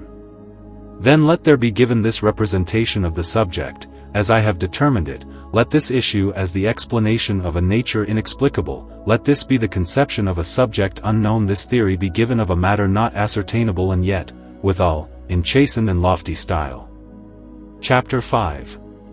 Love is peace joined with hatred, faith with fraud, hope with fear, and fury mixed with reason, pleasant shipwreck, light heaviness, welcome Charybdis, healthy sickness, satisfied hunger, famished satiety, drunken thirst, deceptive delight, glad sorrow, joy full of pains, sweet evil, evil sweetness, pleasure bitter to itself, whose scent is savory, whose savor is tasteless, grateful tempest, clear night, shadowy day, living death, dying life, agreeable misfortune, sinful forgiveness, pardonable sin, laughable punishment, holy iniquity, nay, even delightful crime, unstable play, fixed delusion, weak vigor, changeable firmness, mover of things established, undiscerning reason, mad prudence, sad prosperity, tearful laughter, sick repose, soothing hell, sorrowful paradise, pleasant prison, vernal winter, wintry spring, calamity, bold moth of the mind, which the purple of the king feels, and which does not pass by the toga of a beggar. Does not Cupid, working many miracles by changing things into their opposites, transform the whole race of men? When the monk and the adulterer have both been foreign to a man, he yet compels these two to possess and dwell in him at the same time. While his madness rages, Scylla lays aside her fur, the good Aeneas begins to be a Nero, Paris lightens with his sword, Tydeus, yes, is gentle in love, Nestor becomes young and Melicerta old, Thersites begs Paris for his beauty, Davus begs Adonis, and into Davus goes all of Adonis, rich Crassus is in want and Codrus has abundance in poverty, Bavius produces poetry, the muse of Maro is dull. Ennius is eloquent, Marcus is silent, Ulysses becomes foolish, Ajax in his folly is wise. He who in time past saw through the stratagem of Antaeus and vanquished him, is vanquished by this prodigy, which subdues all others. If this madness infect a woman's mind, she runs into any conceivable crime, and beyond, the daughter treacherously kills her father, the sister her brother, the wife her husband, anticipating the hand of fate. And thus in the evil progression she hews her husband's body, and with stealthy sword severs his head. Even the mother is forced not to know the name of parent, and, while she is giving birth, gives birth also to lies. The son is horror-stricken to find in his mother a stepmother, in faith deceit, in piety guile. Thus in Medea two names fight equally, for at one time she desires to be both mother and stepmother. The sister knows not her station or how to keep herself a sister, when Bibulus has become too far a friend of Caunus. So also Myrrha, too subject to her sire, was a parent with her progenitor, and a mother with her father. But why should I tell more? Under the spear of Cupid must each lover go, and pay him his dues. He wages war against all, his rule accepts hardly a one, he smites all things with the anger of his lightning, and against him neither probity nor prudence will be of effect, nor beauty of form, nor abundance of riches, nor the height of nobility. Thefts, lies, fear, anger, fury, deceit, violence, error, sadness, poetry is strange dominions. Hereon, moderation to be unrestrained, faith to have no faith. Displaying the sweet, he adds the bitter, instills poison, and finishes best things with an evil end. Attracting he seduces, laughing he jeers, with smarting ointment he anoints, laying hold he corrupts, loving he hates. Yet thou canst thyself bridle that madness, if thou fleest no stronger medicine is given. If thou wouldst escape love, shun his places, his times, both place and time give him nourishment. If thou followest him, he attends, by fleeing, he is put to flight, if thou retreatest, he retires, if thou fleest, he flies. Prose 5. Now the theory of the art of love has appeared clearly to thee from my skillful presentation, and through the book of experience thou wilt be able to acquire for thyself its practice. And it is not strange if in this portrayal of Cupid I intersperse slight signs of blame, although he is allied to me by the connection of own blood relationship. Disparaging malice, with its deep rust, did not drive me to these upbraiding and reproving censures, nor the intensity of burning hate breaking forth from within, nor the tyrant of jealousy raging furiously without, but the fear lest I should seem to strangle clear and eloquent truth by silence. I do not deny honorableness to the essential nature of love if it is checked by the bridle of moderation, if it is restrained by the reins of sobriety, if it does not transgress the determined boundaries of the dual activity, or its heat boil to too great a degree. But if its spark shoots into a flame, or its little spring rises to a torrent, the rankness of the growth demands the pruning knife, and the swelling and excess requires an assuaging medicine, for all excess disturbs the progress of well-regulated temperance, and the pride of unhealthy extravagance fattens, so to speak, into imposthumes of vices. The former poetical discourse, then, which strayed into playful jest, is set before thee as a treat for thy childishness. Now let the style, which had slightly wandered toward the boyish and light verses of THV youth, return to the ordered theme of the narration previously planned. As I showed in touching on the subject before, I appointed Venus to build up a progeny from the living creatures of earth, that in her work of producing things she might shape in the rough various materials, and lay them before me. But I, in the manifold formation of their natures, was to add the execution of the final and polishing hand. And in order that faithful tools might exclude the confusion of poor work, I have assigned to her 2 lawful hammers, by which she may bring the stratagems of the fates to naught, and present to view the multiform subjects of existence. Also I appointed for her work anvils, noble instruments, with a command that she should apply these same hammers to them, and faithfully give herself up to the forming of things, not permitting the hammers to leave their proper work, and become strangers to the anvils. For the office of writing I provided her with an especially potent reed pen, in order that, on suitable leaves desiring the writing of this pen, in the benefit of my gift of which leave she had been made a sharer, she might, according to the rule of my orthography, trace the natures of things, and might not suffer the pen to stray in the least measure possible from the path of proper description into the by-track of false writing. But since for the production of progeny the rule of marital coition, with its lawful embraces was to connect things unlike in their opposition of sexes, to the end that in her connections she should observe the orthodox constructions of grammatical art, and that the nobility of her work should not mar its glory by ignorance of any branch of knowledge, taught her, as a pupil worthy to be a success taught, by friendly precepts under my guiding discipline, what rules of the grammatical art she should admit in her skillful connections and constructions, and what she should exclude as irregular and not redeemed any justifying figure. For although natural reason recognizes, as grammar corroborates, two genders specially, namely masculine and feminine, albeit some men, deprived of the sign of sex, can be thought of in my opinion by the designation of neuter, yet I enjoined Cyprus, with the most friendly admonitions, and under the most powerful thunder of threats, to solemnize in her connections as reason demands, only the natural union of the masculine with the feminine gender.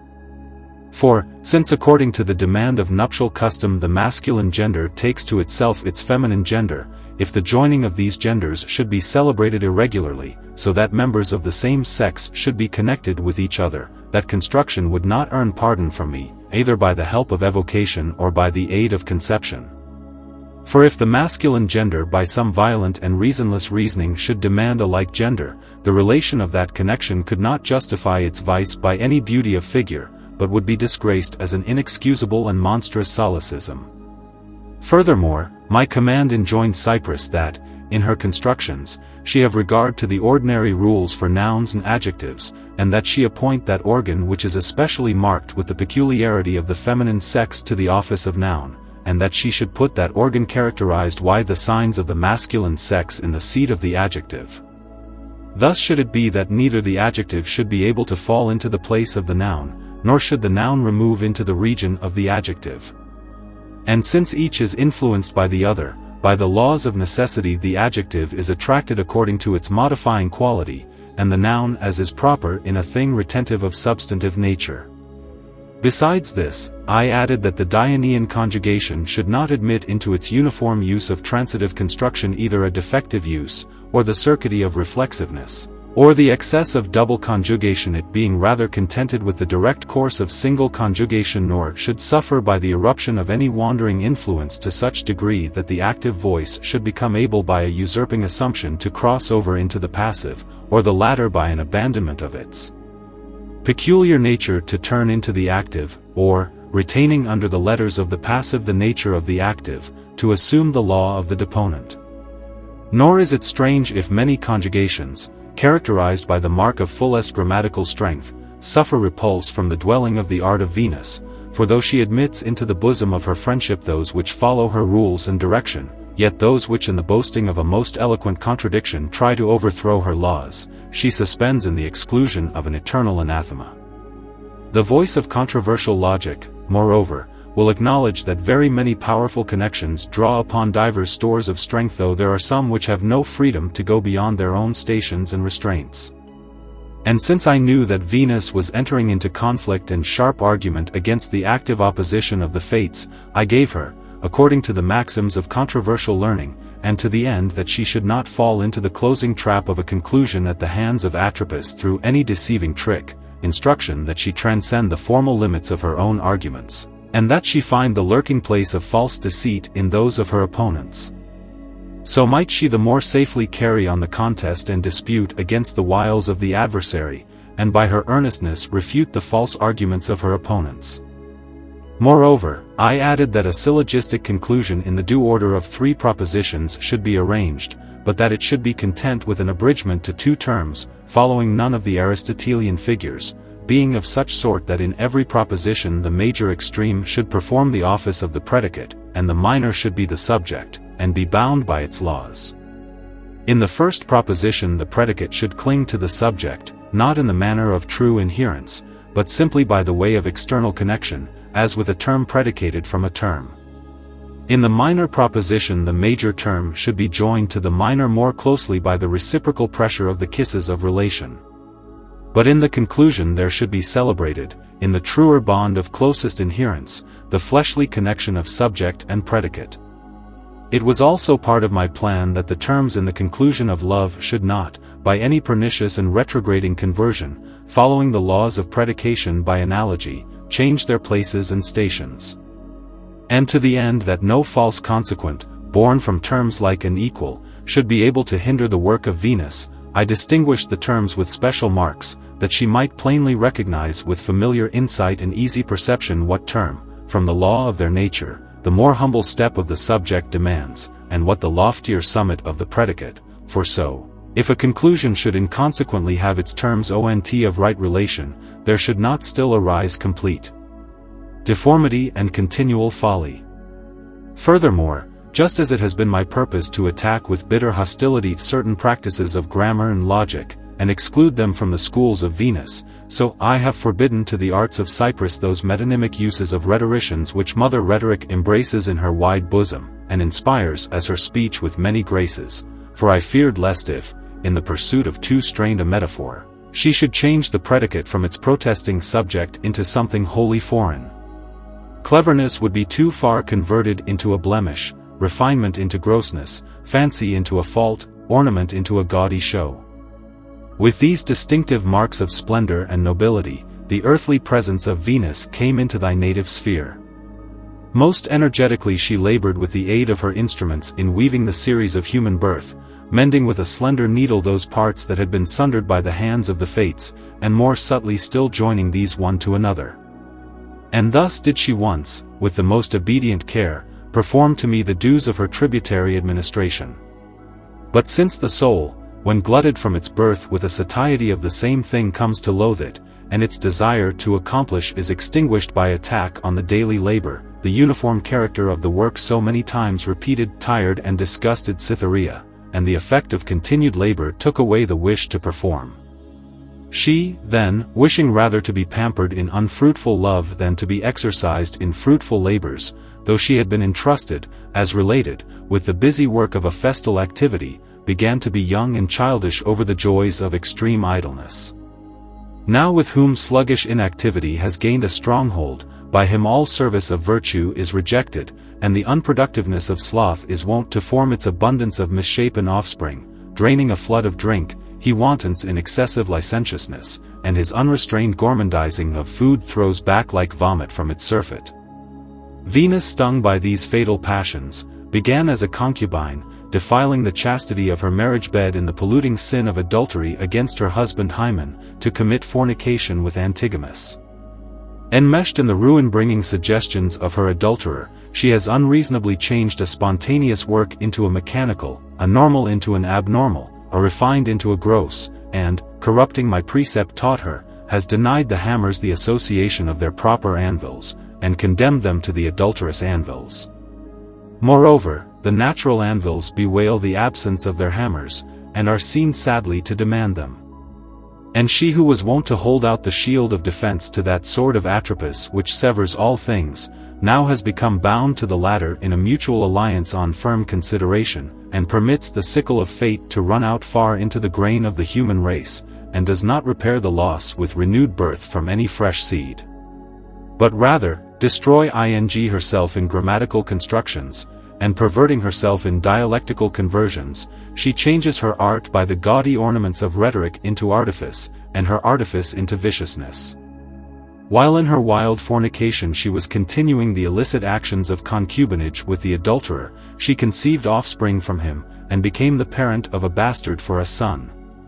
Though this latter does not rejoice in any pleasure or delight, or wish to bask in any of the joys of mirth, yet she, to the end that he might be called, as by antiphrasis, mirth, in the absence of mirth, placed the name of that disposition upon him. To Dion, then, were given 2 sons, divided by differences in kind unlike by law of their birth, dissimilar in the marks of their qualities, ill-agreeing in the variance of their occupation. For Hymen, who is related to me by the bond of brotherhood from the same mother, and whom a stock of excellent worth produced, begot to himself from Venus a son Cupid. But Antigomas, scurrilous and descended from a race of ignobility, by his adultery with Venus has lightly become the father of an illegitimate son, Mirth. A solemn marriage accounts for the birth of the former, a low and notorious concubinage denounces the descent of the latter. In the former shines glooms his father's culture and courtesy, in the latter the grossness of his father's brutality.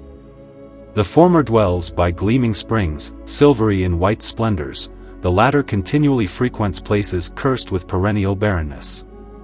The latter pitches his tent on the desert plain, the former is pleased with the wooded valley.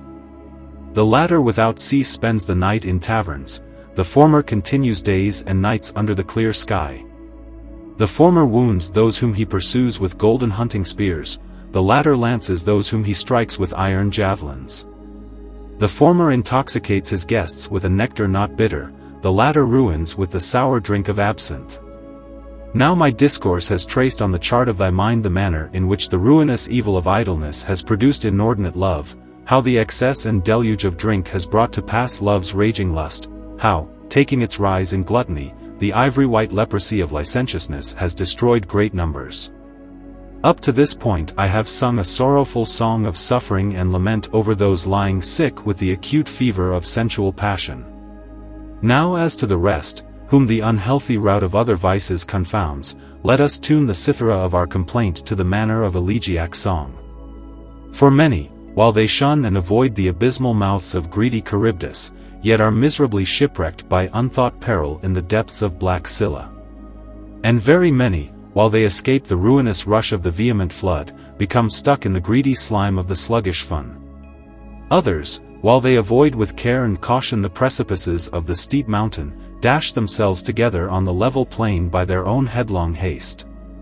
Such matters, then, as I cast into thy mind, fasten there by the nail of retentive memory, and by watchfulness of soul shake off slothful sleep, so that, stirred by my maternal feelings, thou mayest sympathize and condole over the ruin of desperate men, and, armed with the shield of early admonition, meet the monstrous force of vices, and, if any herb of base seed dare to sprout in the garden of thy mind, mayest cut it and root it out with a timely sickle. Then said I, now long since my mind has rejoiced in the profit of thy teaching, and inclined a most willing ear to thy censures. Chapter 6.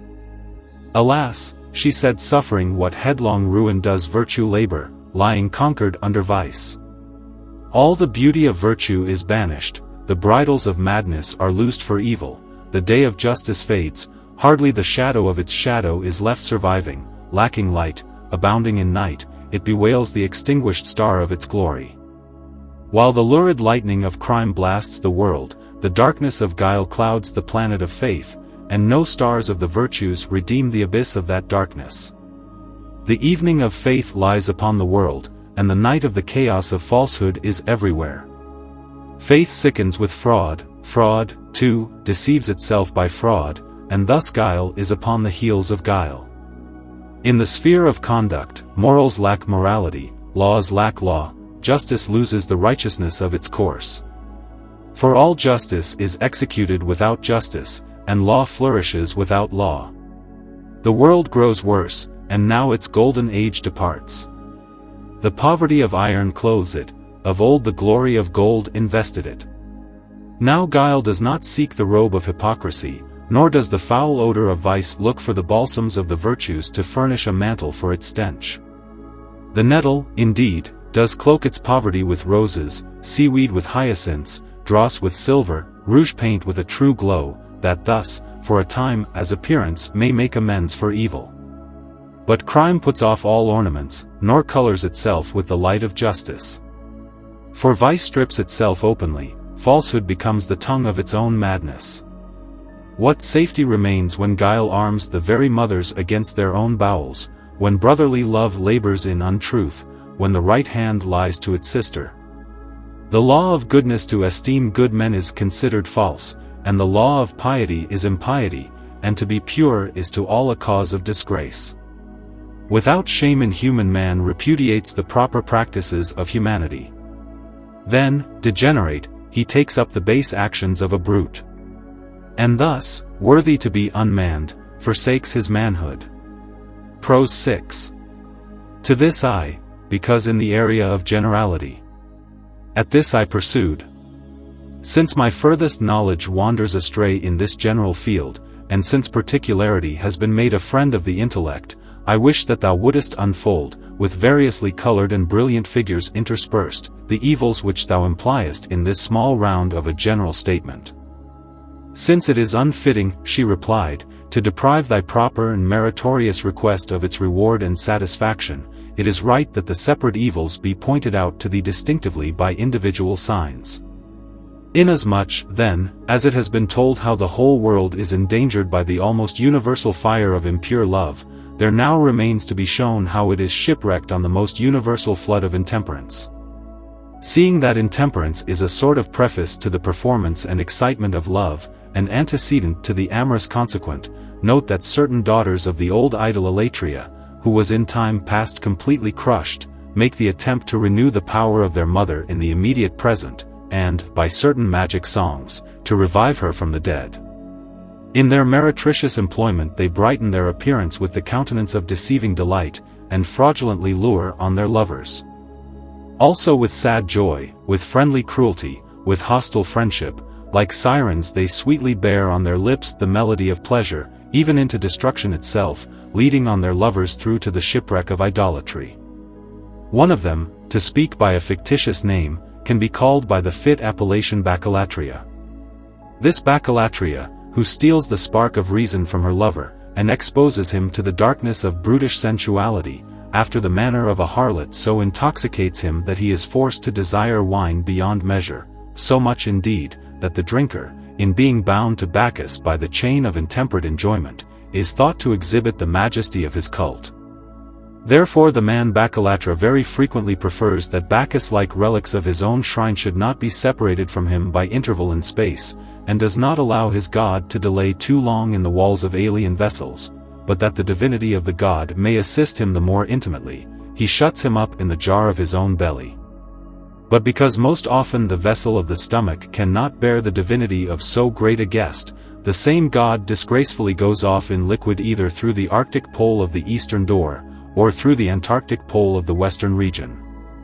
Many times, also, the worshipper of Bacchus designs a guest chamber for him in the cups of goblets of very precious material, in order that his clear deity may shine out the more divinely in a vessel of gold.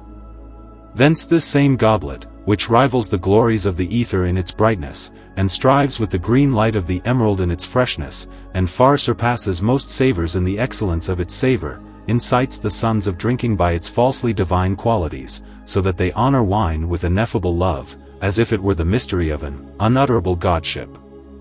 And then, that nothing of the god remain undrained, they pierce through Bacchus to the very dregs, and so force their god ignobly to descend to the Tartarian depth of the belly.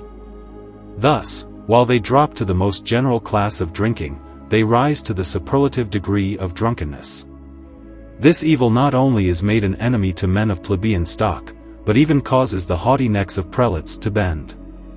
And they to whom those delights of Bacchus, which the favor of nature has showered upon him, are not sufficient, though they usurp the attractions of learning, swallow also, in the voracious Charybdis of their gullet, Bacchus now rejoicing in a marriage with roses, now exhaling fragrance from various flowers, now claiming distinction from association with hyssop, now enriched externally with other gifts.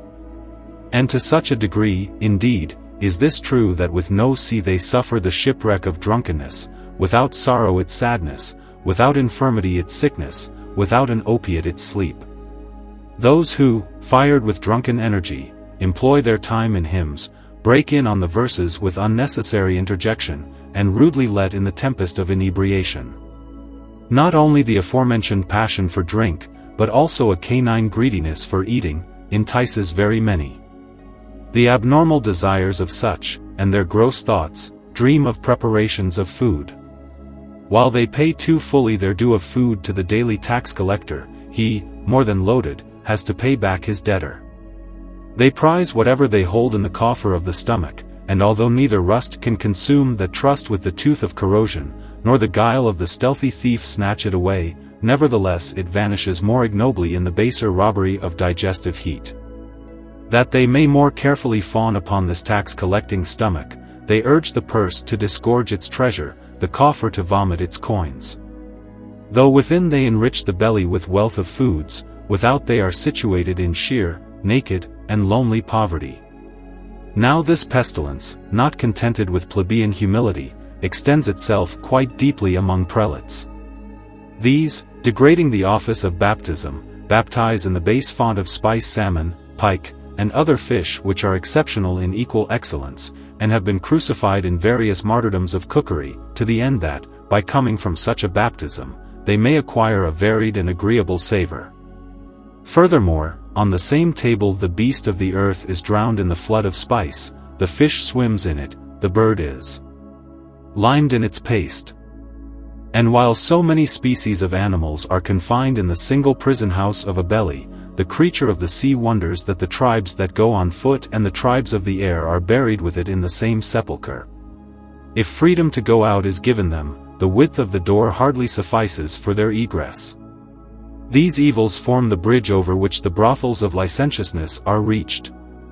They are the preliminaries through which one enters into the art of stealing. They are the source of diseases. They beget poverty. They are the nurses of discord, the sisters of madness, the mothers of excess, the seekers after impurity.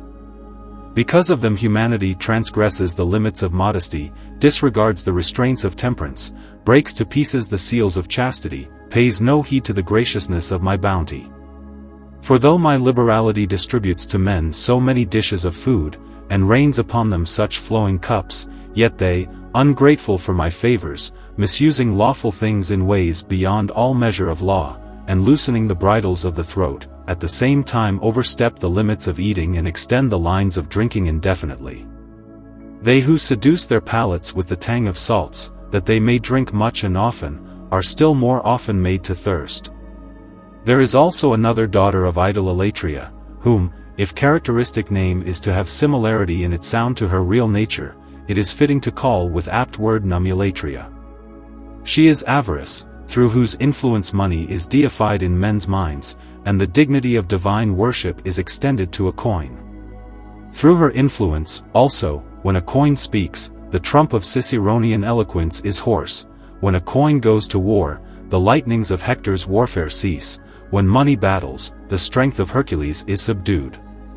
For if one is armed with money as with a silver breastplate, the rush of the Ciceronian torrent, the splendor of the onset of Hector, the might and bravery of Hercules, the cunning craft of Ulysses, count only for light trifles. For to such a degree has the hunger for possession burned that subtle dialectics are silent, the culture of rhetoric languishes. When abundance of wealth makes the final plea, Cicero sells the riches of his eloquence, Lucretia changes the necklace of her chastity into the price of gold, Penelope resigns the purity and virtue of 20 years to a price.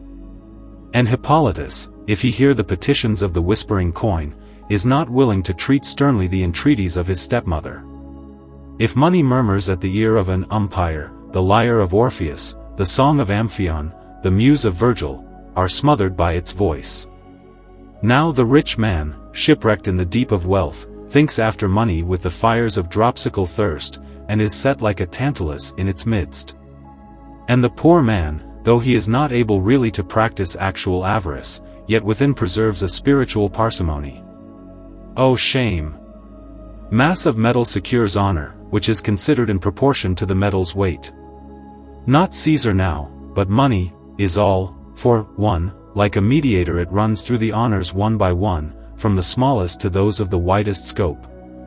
Our patriarch now is money, for it sets some on the supreme throne of an archbishopric, raises others to the honor of a bishop's eminence, fits others for archidiaconal offices, makes others equal to employments in other positions of dignity.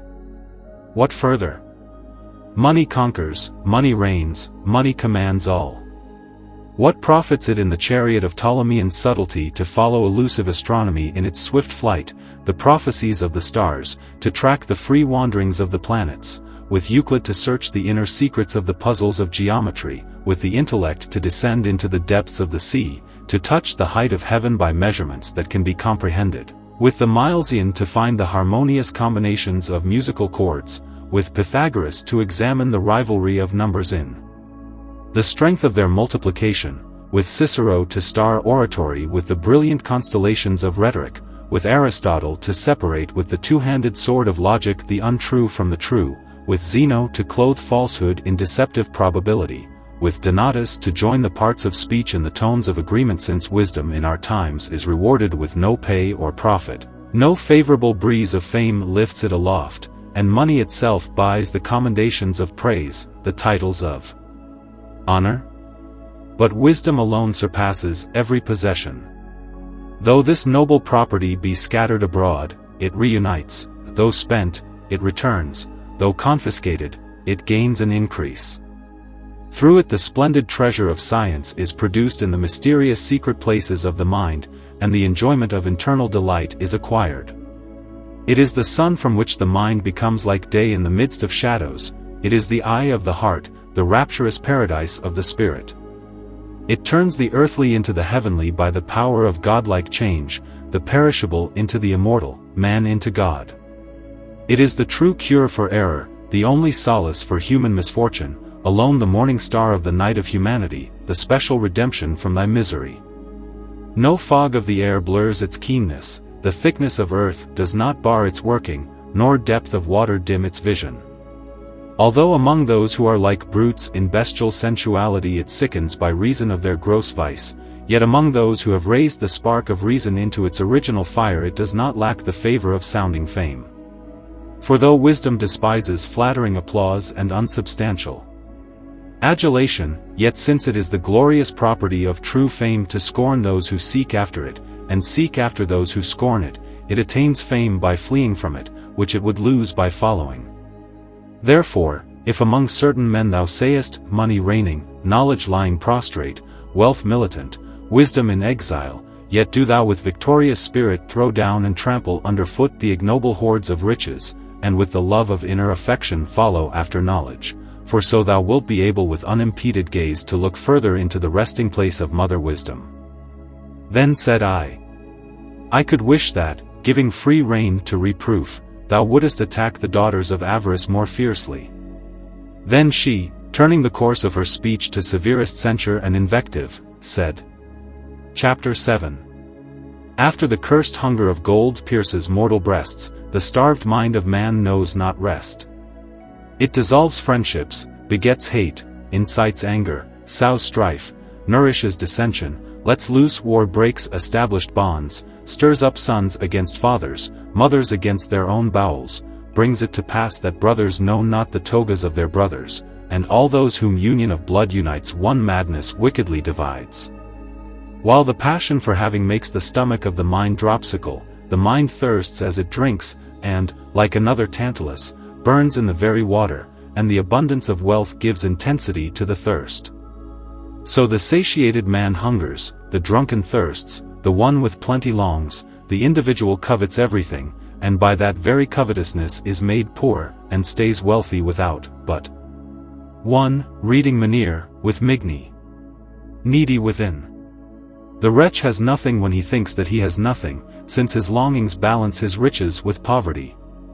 Many enemies invade the lodging of the heart and the walls of his greedy mind, and with great tumult disturb the whole stronghold of the human breast. For fear marches upon the understanding, and likewise covetousness shakes it, and loots the whole city of the mind. Thus the avaricious wretch is agitated by a twofold crowd of cares. And while he fears things worthy to be feared, his mind itself often dreams new terrors and creates fear, and suffers misfortune in the fear of misfortune, and considers adversity and loss with utter consternation. Thus the dreams of terror picture various 3 calamities, and fright conjures up falsehood of wife and knavery of thief and assault of enemy, and imagines swords threatening the neck, and the dire thunderbolts of those in power. Now it thinks on the evils of fire, now it conceives of the wrath of the ocean, now it is shipwrecked on blank fear. The mind of the rich man lingers over a coin, while he buries it in his chest, and the buried coin becomes dead to the miser's use. Not he, but the chest, possesses it, and claims the whole value of the money for itself. That the coffer may serve him various dishes of coins, the rich man inflicts the pangs of hunger on his own belly. The belly dreads avarice, and cannot understand why it is denied its proper revenues, and asks aid of the coffer, but the coffer turns to it deaf ears. The vision has food, and the eye makes merry, but, in solitude among silver, the belly is forced to meditate and brood, and suffers hunger with far-reaching desire. Nor do tears, nor the honey of prayers, nor poverty itself, plead so that the rich man does not devour the poor man for his gain, and pinch the wretch's little money bag. He laughs at the tears of the poor, and feasts on the toil of the wretched, and makes their punishment his own repose. Grief possesses the one, laughter the other, jest the one, mourning the other. The one groans, the other makes merry, the one grieves, while the other ceases from grieving. All sympathy of the rich and avaricious is lost in a desire for money, for there is no other pleasure allowed the mind which can turn the face elsewhere.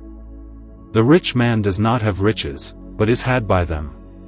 He is not a possessor of money, but money possesses him, and the miser's soul is buried among coins.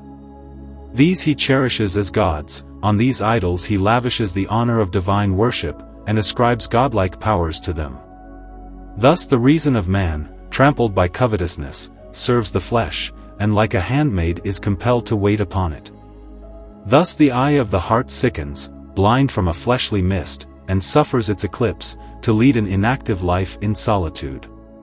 Thus the shadow of the flesh basely covers the splendor of human riches, and the glory of mind is made most inglorious. This manner of speech does not decry riches nor rich men, but rather labors to censure error. I do not condemn either possessions, or wealth, or the utility of a rich man, if his conquering spirit, with reason as its master, walks upon the wealth which it has cast below its feet if, in short, reason, like an able charioteer, shall direct the application of riches. For though a rich man scatters his whole wealth, showers presents, aspires to praise, and desires to gain favor by bounty, yet if the author of this munificence, the leader and director, is not reason, there will be no profit, since gifts do not merit commendation, but rather by it, unless they be made becomingly and with discretion. For frequently the return for a gift is hypocritical praise, a false pretense of fame, the ape of renown, a dull honor, a shadow of approval. Prose 7. There thou hast in what manner the tenacious lime of avarice deprives the wings of the human mind of liberty. Now is to be examined how the bombastic flatulence of insolent pride lifts the minds of men into arrogance. Tainted by the fatal contagion of this infirmity, a multitude of men, while they insolently exalt themselves above themselves, descend in ruin beneath, detract from themselves in their very arrogance, sink while they bear themselves aloft, destroy themselves in their self-elevation.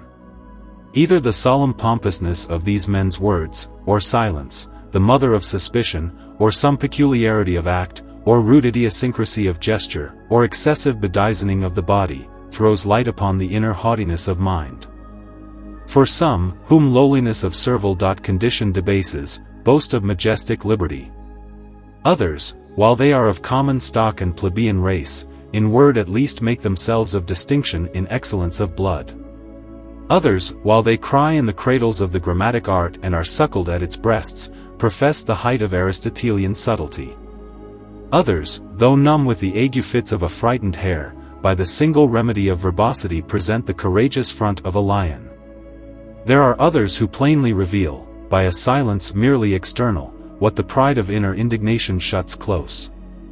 For they disdain to grant a share of mutual conversation to others, whether these lie in the lower walk of life, or resemble themselves in equality of worth, or sway in more exalted eminence and dignity. If one request a word from them, the reply is separated from the question by such a great interval of silence that it seems unrelated to it by any tie. Others, who take pleasure in individualizing their acts, try everywhere to be lonely in a crowd, peculiar among the general, opposed to the universal, diverse in the midst of unity. For while others engage in conversation, they give themselves up to silence, while others relax in pleasures, they are seen to be involved with serious matters, while others are taken up with religious celebrations, they enjoy their ease in wanton pleasures, while others are bright of face with joyous humor, their countenances present a very tempest of malevolent severity. Others with external peculiarity of deportment betoken an inner demeanor of pride. These, As if they despised everything earthy, with heads thrown back look up to the things of heaven, indignantly turn aside their eyes, lift their eyebrows markedly, turn up their chins superciliously, and holds their arms as stiff as a bow, their feet graze the ground on tiptoe only. Others make their bodies too effeminate by means of woman's attire. They quiet, by the aid of a comb, the assembly of their hairs in such peace that no breeze can raise a stir in them. By the help of scissors they clip the fringes of the dense eyebrow, or pluck them up and root them out from the over-full wood. They bring to bear on the stripling beard the frequent treachery of the razor, that it may not dare to sprout ever so little. Their arms cry out against the tightness of gloves, and their feet are imprisoned in narrow shoes. Alas, whence this arrogance, this pride in men? Their birth is fraught with sorrow, trouble and pain consume their life, and the still more painful necessity of death ends even that pain. With them being is a moment, life a shipwreck, the world a banishment. Their life is either gone, or pledges itself to go, moreover death is upon them, or threatens momently to arrive. Now from pride is born a daughter, who possesses by inheritance the malevolence of her mother. She is envy, and by the gnawing rust of continual detraction she destroys the minds of men.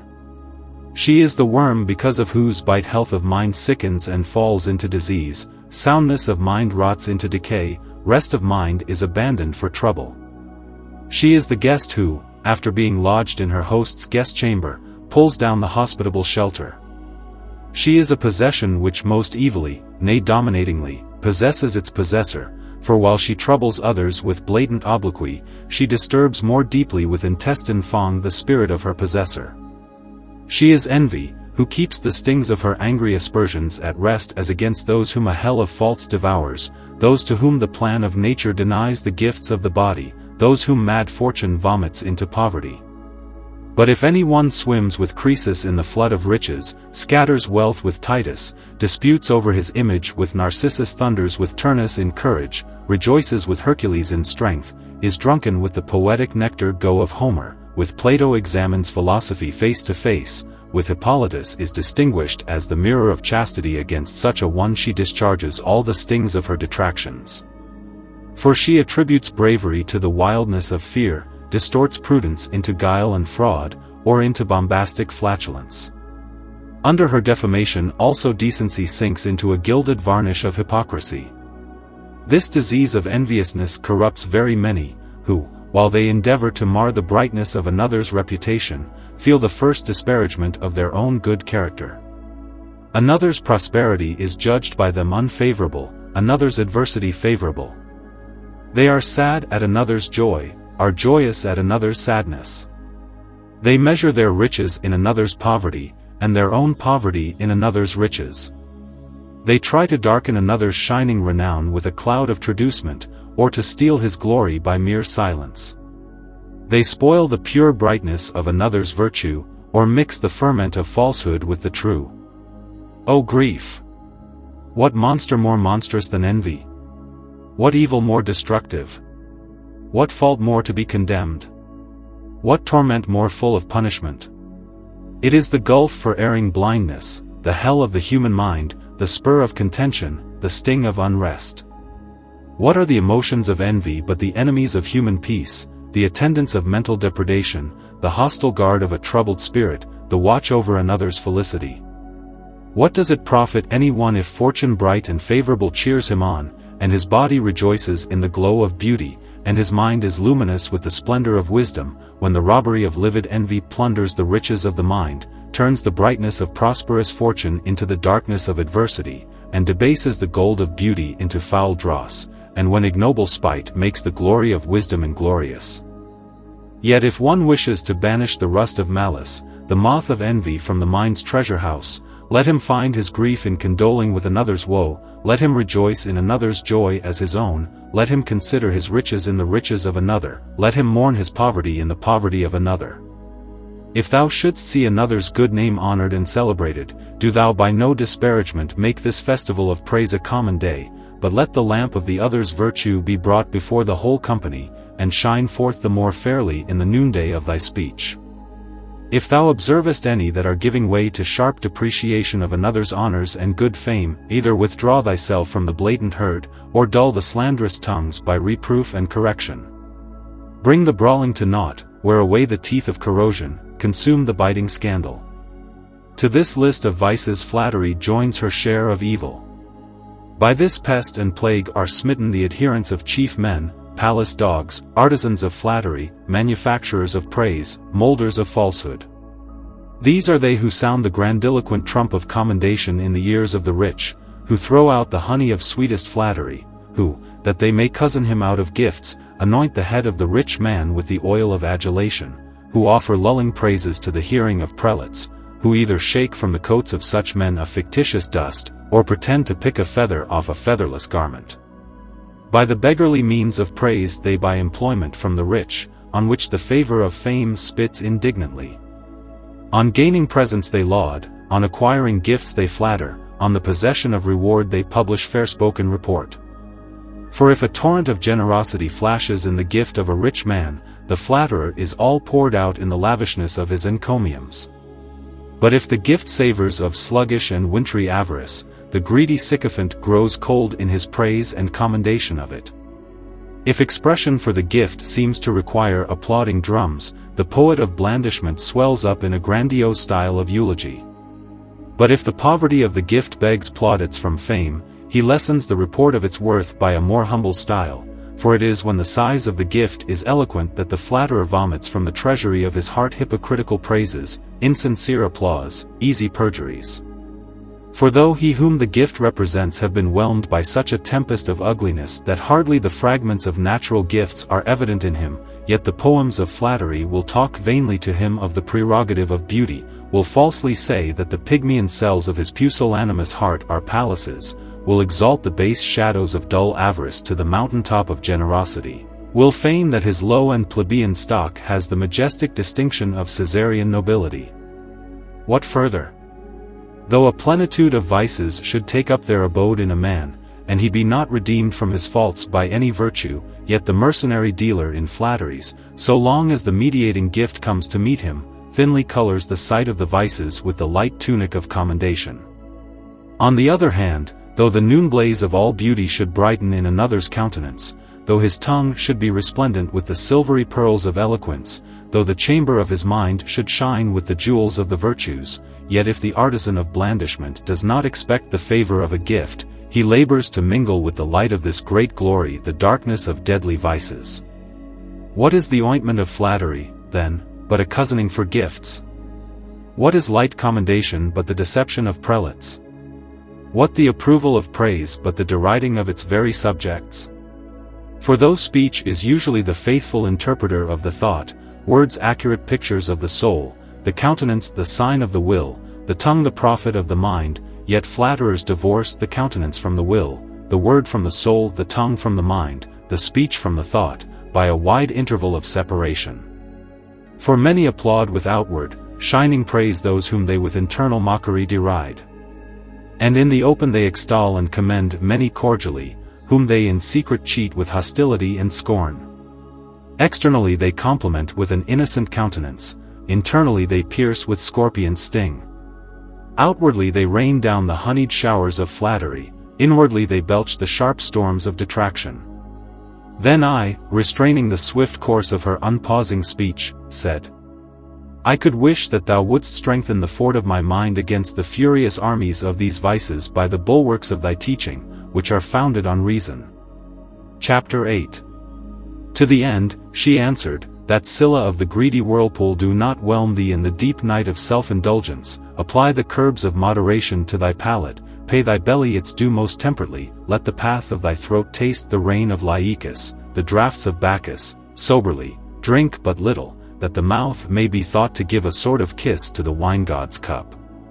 Let water break the pride of Laius, streams temper the madness of Bacchus, let Thetis offer herself as a wife to Laius, and the wife curb the tyranny of the husband. Let a common, simple, spare diet wear out the mutinies of the haughty flesh.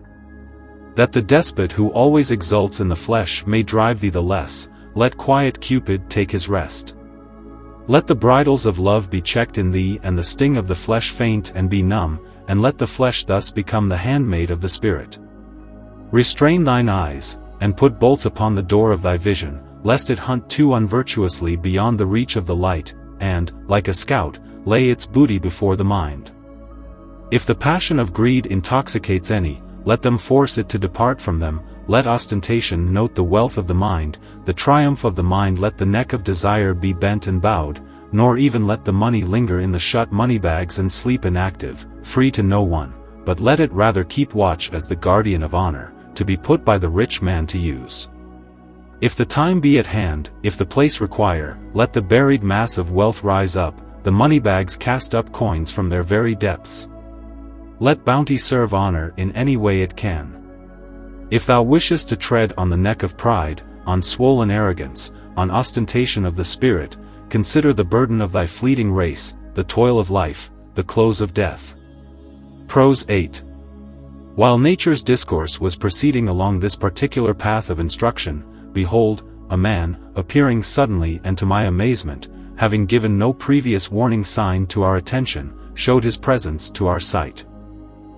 For he seemed obedient to no law of age, now was young in the spring of youth, now his maturer face spoke of serious affairs, and now was seen to be plowed by the furrows of old age.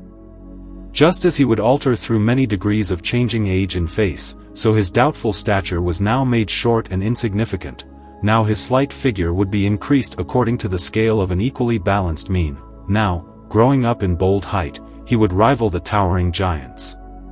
In his face were evident no traces of feminine softness, the strength of manly dignity reigned there alone. It was neither flooded with the rains of tears, nor brightened with the pleasures of laughter, but, watched over by both in moderation, tended rather toward tears. His hair had gained a truce in fight, and confessed the industry of the skilful comb. Yet it lay arranged in manner seemly and proper, so that it should not stray into extravagant ornament, and be seen to fall to a feminine delicacy. And that the least cloud of hair should not hide his broad forehead, the fringes of his locks had known the biting shears. And his face also, as manly dignity demanded, did not vary at all from favor and beauty.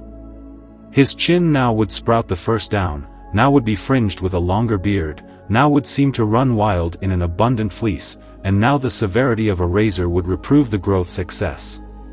Rings, gemmed with constellations of stones, shone on his hands with extraordinary splendor, and displayed a new sun.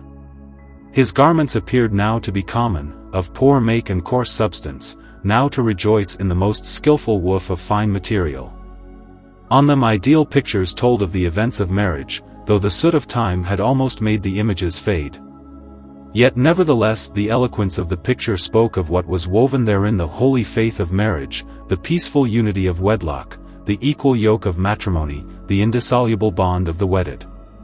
For in the book of imagery it was obscurely told what festal exultation was wont to cheer the beginning of a nuptial, what solemn sweetness of melody was there, how the guests, single and united, applauded the marriage, what patrimony the sociable and jocund Cythera established. Furthermore, an ordered company of men skilled in music honored his approach. But these same musicians showed among themselves the sorrow of their master, and enjoined silence upon their instruments. Thereupon the frames of the instruments, which dull silence had made tongueless, seemed to raise a groan. Then, when he had approached close to where nature stood, she, calling him by name, offered him a greeting and gave him a kiss. Then from the designation of his name and from the telling signs of other circumstances, I recognized him who had come as Hymen. Him nature placed at her right hand, and granted him its honor. While cheerful conversation was being enjoyed between nature and Hymen, behold, with sudden appearance and unlooked for coming, a virgin, the dawn of whose beauty charmed all things, was seen to approach on her course toward our presence. In her loveliness was evident such high and holy art that the finger of nature, the finisher, had not failed in any particular.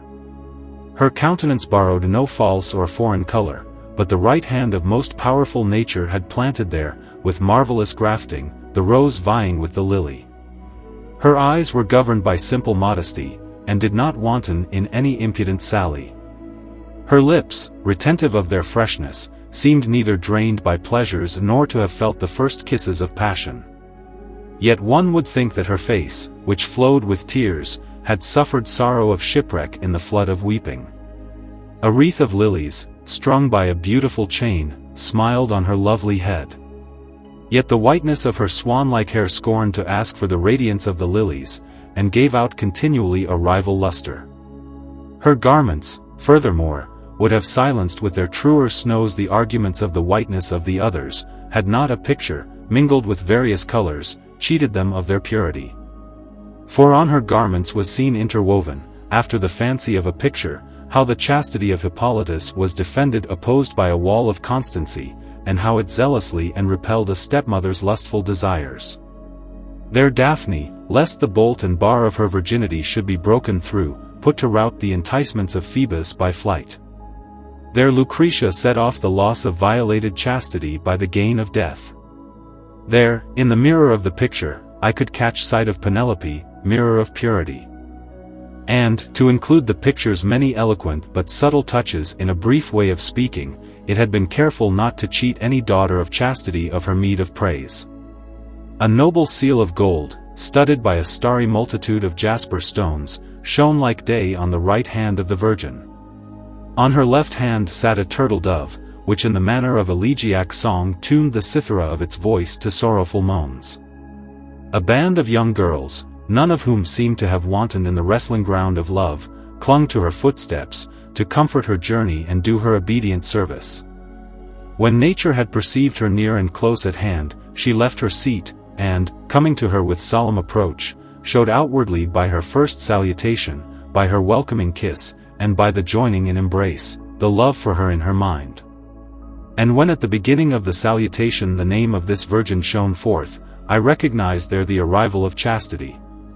Now while nature was welcoming her with glad conversation, behold, a matron, with moderate and measured gait, was seen to be directing her way toward us. Her stature was bound within the limits of the mean.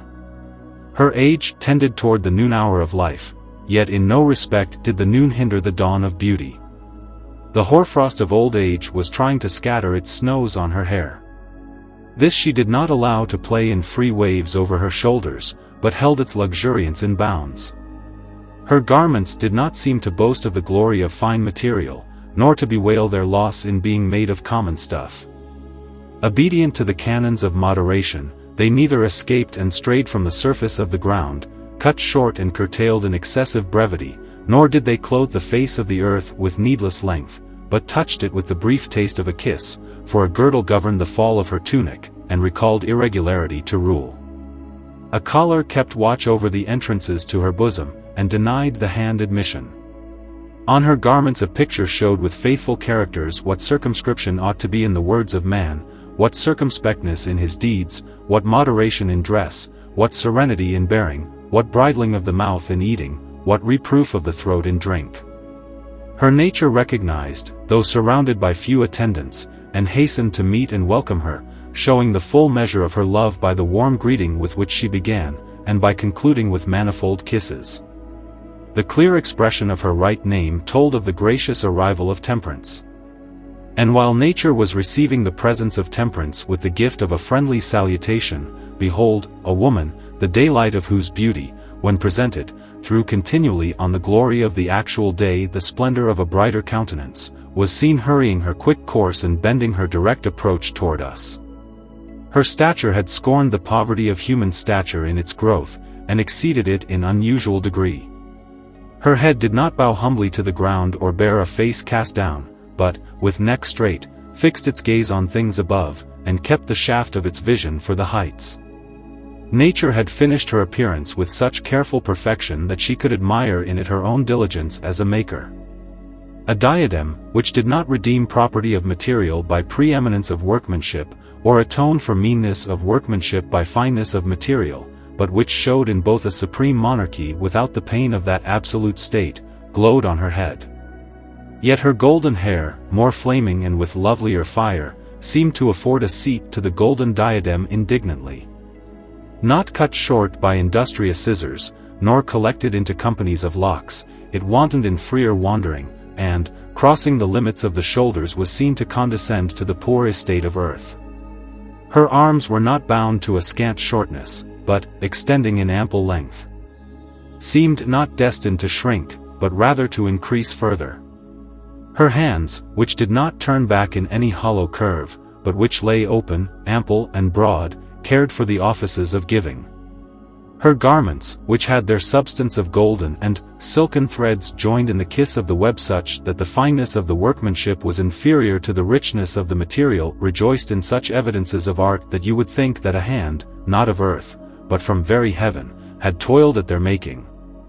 On them an imaginative but lifelike picture condemned, by reproach and anathema with its art's deceptive illusion, those men who toil in the notorious sin of avarice. It seemed, moreover, to honor the sons of generosity by the praise of fame, and to make them sharers in the grace of her benediction.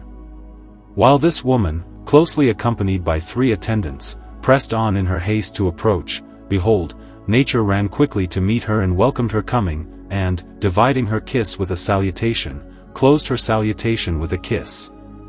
And while the singular distinction of her beauty, the elegance of her unusual apparel, the individuality of her bearing, were speaking openly of the arrival of generosity, the sound of her name in the salutation took the credibility of the matter away from the cloud of doubt. Then while nature was performing to generosity the duties of salutation and friendly welcome, behold, a maiden of slow and somewhat sadder step, calmer in the peace of her dove-like countenance, and lowlier in her small and slender figure, encouraged herself to turn to us her gentle and measured approach. Yet her grace and her beauty came to plead in behalf of the slight stature. For these, acquired not by the mechanical deceits of human art, but gushing from the living fountain of nature, had breathed upon her whole body with the graces of loveliness. Her hair had been cut with such hungry scissors, that, shortened in the fashion of the cutting, it had passed into a blemish. But some tresses which wandered and strayed irregularly, and were entangled with inextricable confusion, seemed to be at strife within themselves. Her head was cast down with profound abasement, and humbly bowed toward the ground. Her garments, which did not fail from their native color through the addition of any foreign hue, excused the commonness there of their ordinary material by artistic workmanship. Here was read, written in the imaginative fancies of a picture, how in the list of virtues humility shines foremost, carrying the banner of excellence, how by the holy synod of the virtues pride is anathematized with the mark of excommunication, and condemned to banishment and uttermost destruction. To meet her, then, as she approached, nature went with especial haste, and, as she sweetened the dish of her salutation with the spice of kisses, showed a face of deep affection. In the peculiar phrases of this distinguished personage was made clear the arrival of humility. Then while Hymen and these women were copying the appearance of profound sorrow from the face of nature, and were striving to produce in lines of outward grief the feelings of inward pain, lo, nature, anticipating their speech with speech, said, "O lonely lamps in human darkness, morning stars of a setting world, scattered planks to those suffering shipwreck, solitary ports on earthly floods. I perceive, with a mature and deep-rooted understanding, what is the reason for your coming together, what the occasion for your arrival, what the cause of your lamentation, what the source of your grief. For men who are fashioned only in the beauty of humanity, and who yet within are sunk into weak and bestial ugliness, and whom I grieve to have invested with the robe of manhood, are endeavoring to disinherit you from your patrimony of an earthly habitation, and are seizing all power on earth, and forcing you to repair to your celestial home. Since, then, my welfare is affected, since our party wall is flaming with fire, I feel compassion for your suffering, sympathize in your grief, read my groans in your groans and find my loss in your adversity. Therefore, passing over nothing of what has happened, I will attain my own goal myself, and I will smite these men with vengeance answering to their sin, so far as I am able to extend the arm of my might. But since I cannot exceed the limit of my power, and it is not in my control to root out the poison of this pestilence completely, I will follow the measure of my ability, and brand the men who are caught in these crooked vices with the mark of anathema. But it is fitting to ask Genius, who assists me in the priestly office, to cast out, with the aiding presence of my judiciary power, with your assent and favoring help, and with the pastoral rod of excommunication, those men from the catalogue of the things of nature, from the bounds of my jurisdiction. Hymen, the highly proved, will be the executor of this mission.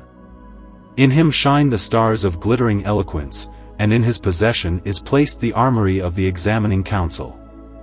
Then they rose, and, resting from their tears and lament, bowed their heads in deep humility, and freely gave to nature abundant signs of their gratitude due. And Hymen, who humbled himself on bended knee in the immediate sight of nature, declared himself obedient to the appointed mission.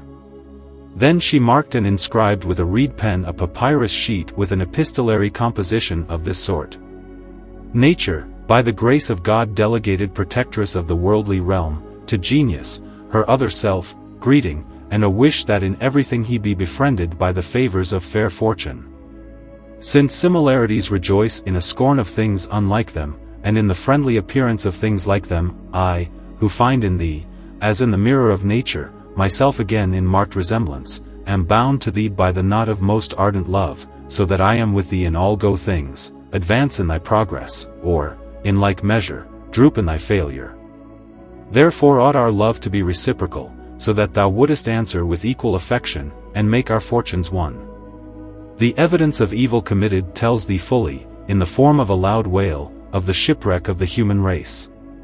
For thou sayest how men debase the original dignity of their natures with bestial pleasures, and transgress humanity's privileged state, changing in their degenerate practices to beasts, and how, in following their own desires in the pursuit of lust, going to shipwreck in the whirlpools of intemperance, seething in the heat of avarice, flying upon the false wings of pride, giving way to the bites of envy, gilding others with the hypocrisy of flattery, they fall far from their natural and noble state. No one is ready with medicinal remedies for these vicious diseases. No one restrains the torrent of these crimes with a dike of defense. No harbor checks unchangeably the flood tides of these evil deeds. Therefore the virtues, being wholly unable to bear the assault of such a hostile onset, have fled to us, as to a refuge of defense and a succor to their life.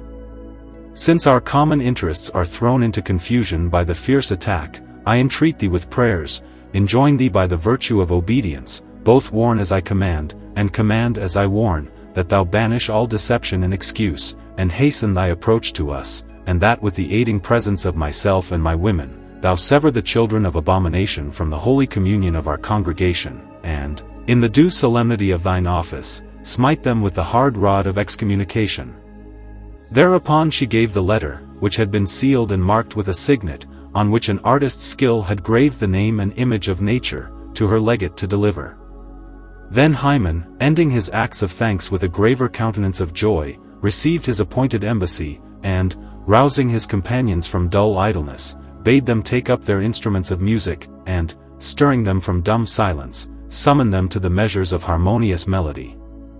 Then caressing their instruments in a few preludes, they struck out a sound of many notes in one, of quality unlike yet consonant, of manifold tone. Chapter 9. Now the trumpets salute with terrible clang thundered war, telling of the kindred prologues to war, and marked the tumult with tumultuous bellowing. The horn tortured the air with unsubstantial wounds. Its wild, unruly voice knew not how to obey the numbers of music, and scorned to favor art, and music marveled at its lawless song. The clear, fair voice of the cithara, more sweetly than the others, offered the ear feasts of honeyed sound, and, varying and adorning the character of its song, now feigned grief in its tone and gave rise to tears, now offered a deceptive mimicry of laughter. The lyre, which sings always like a nightingale with lovely song, though more sweetly alluring, and which gathers the first of sleep for the eyes, silenced the murmurs of the unhappy mind. The pipe, which keeps vigil by night like an active sentinel, atoned to watchers for their loss of sleep. It laughed in the ears, so that the stony hardness of the heart became like wax, and the harshness of the unmoved mind was forced to melt and drive away its own severity. Drums, which came with dull sound, slowed the progress of this music and the keenness of the swift song. Yet was their resonance not without charm, if one struck these drums a stroke of gentle force, aroused them and tried them, allied as they were in the deep volume of their hollow air, with the touch of a friendly hand. The wind instruments made pleasant noise. Joined and then divided, divided and then joined, was the uneven equality of their song, their harmonious discord, their varied unity, the concordant dissension of their voices. With common sound and beggarly voice rang the cymbals, the clamor of which never appeals to our ears, and which was hardly worthy to deserve the hearing of men. None was greater, better, or more agreeable than that which by itself silenced these strains, the sweet song of the pentachord, whose echoes and sound the common people who vie in song adore. While in rival tone it was thus contending with the cithara, there rose a pleasant sound, hidden in the honey of the psaltery and sweetened with its flavor, bearing the slighter gifts of song. Sistra, which asked the touch of a girlish hand, together with women's voices, like prophets of Mars and war, sang the wonders of such music as had never been heard. Prose 9. Then while Hymen was employed in the secret rites of his mystic embassy, Nature, in a sorrowful speech of wretched complaint, reviewed the wrongs of those by whose violent and disgraceful acts the glory of her state had felt the full injury of deep loss. And here she censured with the stings of reproof, more sharply than the others, one who, more rudely than the rest, had taken pains to dishonor the orderly being of nature. Although fortune smiled upon him with high favor, and though the gift, nay, the gifts of knowledge were joined to him, and though magnanimity brought him up, and generosity taught him, yet because the whole mass works with a little sour leaven, the fall of one virtue was obscuring entirely the rise of the other virtues, the eclipse of one good quality was forcing the stars of the other good qualities to die away in dark retreat. Now when generosity saw this censure aimed at her foster child, she did not dare to adorn his faults with the cloak of a defense, but, with low bending of her humbled head, sought the relief of tears. But Nature, who considered what the bowing of the head and the flow of tears stood for, spoke to generosity gracious words, saying, O Virgin, in the building of whose excellence the human race enters into the habitation of the virtues, through whom men attain the rewards of kindness and favor, through whom the ancient cycles of the golden age live again, through whom men bind themselves in the pact of warmest friendship, the eternal being has begotten and produced with the everlasting kiss of his spirit, and has given me an own sister.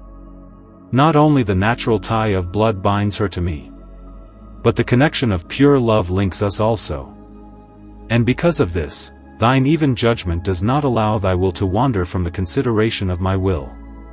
For such a union in symmetry, nay, a symmetry in unity, harmonizes our minds in firm peace, that not only is that union clothed in the express image of union, but even puts aside mere outward unity and tends towards the essence of identity.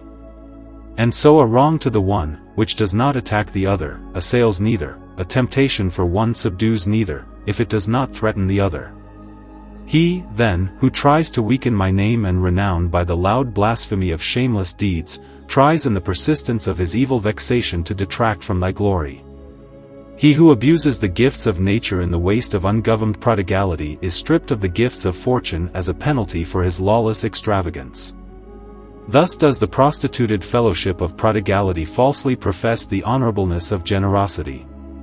Thus, too, a torrent of wealth is turned off into the desert of poverty, brilliance of wisdom errs and degenerates into folly, magnanimous strength is relaxed into reckless daring. Therefore I am wearied with surprise why, at a condemnation of him who tries more destructively than the others to ruin us, thou art not able to check the flood of tears. Then generosity, drying and removing the river of tears from her countenance, raised again her bowed head to the skies and said, O first foundation of everything in nature! O special protection for all! O Queen of the region of earth! O trusty agent of a principle above the heavens, who, acting under the authority of the eternal Master, dost not disturb thy faithful administration with any disobedience, whom the whole world is bound by the demand of primal righteousness to obey. As strong affinity and close relationship require, the golden chain of love connects me to thee. He, then, who sells his nature to ruin and abomination, and assails thee with insult and fierce rebellion, rebels against me with equal insolence and rage. Although, deceived by the shadowy forms of credulity, he believes that he is serving among my train, and although men who are lured by the flashy appearance of prodigality smell the footsteps of generosity there, yet they are anathematized from our favor and friendship to long banishment. But, inasmuch as it is ours to sympathize and condole with warped and straying error, I cannot be unmoved at the fatal sin of his irrational will. While the meeting in speech of question and answer was going on between these women, behold, to the applause and festivity of instruments of music, and of strange and striking appearance, Genius came before us.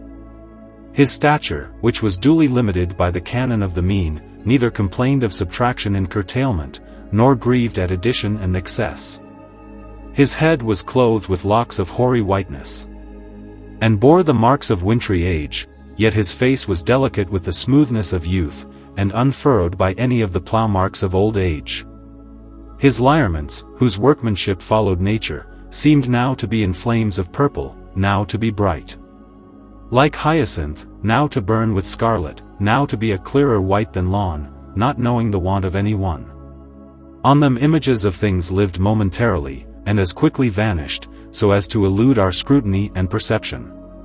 He carried in his right hand a reed of frail papyrus, which never rested from its occupation of writing, and in his left he bore an animal's skin from which a knife had cut and bared the shock of hair, and on this, by means of his compliant pen, he gave to images, which passed from the shadow of a sketch to the truth of very being, the life of their kind. And when these slumbered in the death of deletion, others were called to life in a new rising and birth. There Helen, half a goddess in her loveliness, the brilliancy of her beauty interposing for her, could be called beauty. There the lightning flash of boldness ruled in Turnus, strength in Hercules. There rose a giant's height in Capaneus, in Ulysses played a fox-like shrewdness. There Cato was intoxicated with the golden nectar of virtuous sobriety, Plato shone with the sidereal splendor of genius. There the splendid tail of the peacock of Ciceronian eloquence glittered variously. There Aristotle involved his puzzling thoughts in concealing phrases. Then, after this serious drawing, the left hand came to the aid of the right, which had become tired with its work of constant delineation, as to the aid of a wearied sister, and assumed the office of designing, while the right hand took the writing surface.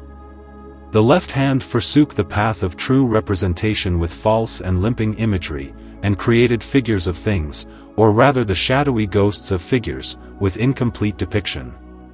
For their Thersites, clothed in the raggedness of disgrace, asked the expertness of a more skilled artist. Their Paris was subdued by the voluptuousness of carnal love. Their Sinon's weapons were the subterfuges of trick and concealment. There the verses of Ennius starved for beauty of thought, transgressed metrical art with unbridled license. There Pacuvius, who knew not how to order the course of a story, placed the beginning of his composition at the end. Then Truth, who followed in attendance like the modest daughter of a father, assisted Genius in the skillful execution of the pictures, while he bent seriously over the work. Not by the common passion of Aphrodite had she been begotten, but she was sprung from the loving kiss alone of nature and her son, when the eternal mind greeted matter, as it was considering the reflection of forms, and kissed it by the intermediate agency and intervention of an image. In her face was read the divinity of godlike beauty, which scorned our nature's mortality. Her raiment, glowing with the splendors of unwearied brilliancy, and eloquent of the hand of a heavenly maker, was uncorrupted by the moth of old age. It was joined to the Virgin's body in such a close connection that no division ever separated them. Other garments, of unfamiliar nature, so to speak, supplementary to the former, now offered glimpses to our eyes, now stole from their gaze. Opposite stood falsehood, hostile to truth, and very watchful. Her countenance was clouded with the soot of dishonor and confessed none of nature's gifts, for old age had subjected it to hollow creases, and drawn it all together in folds. Her head was seen to be unclothed with covering hair.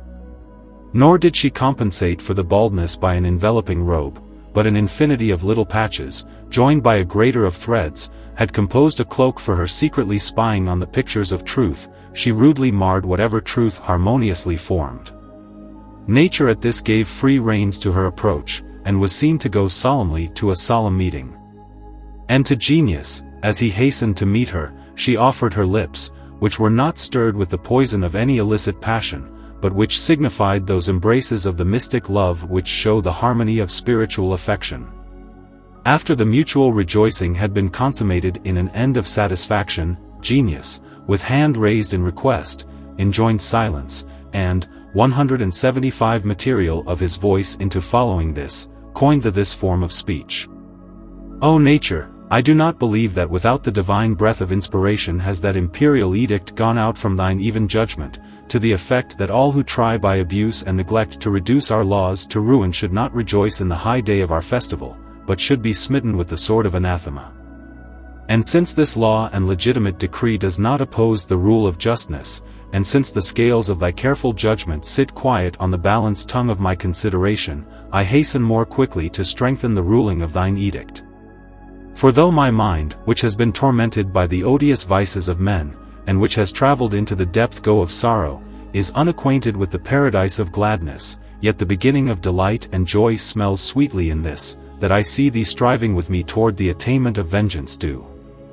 And it is not strange if in the harmonious union of our wills I find the music of concord, since one original thought and idea conforms us with each other, and has brought us into the same mind, since the official rank of one administration makes us alike, and since hypocritical love does not join our minds with the hand of shallow affection, but the virtue of pure love dwells in the inner secret places of our souls.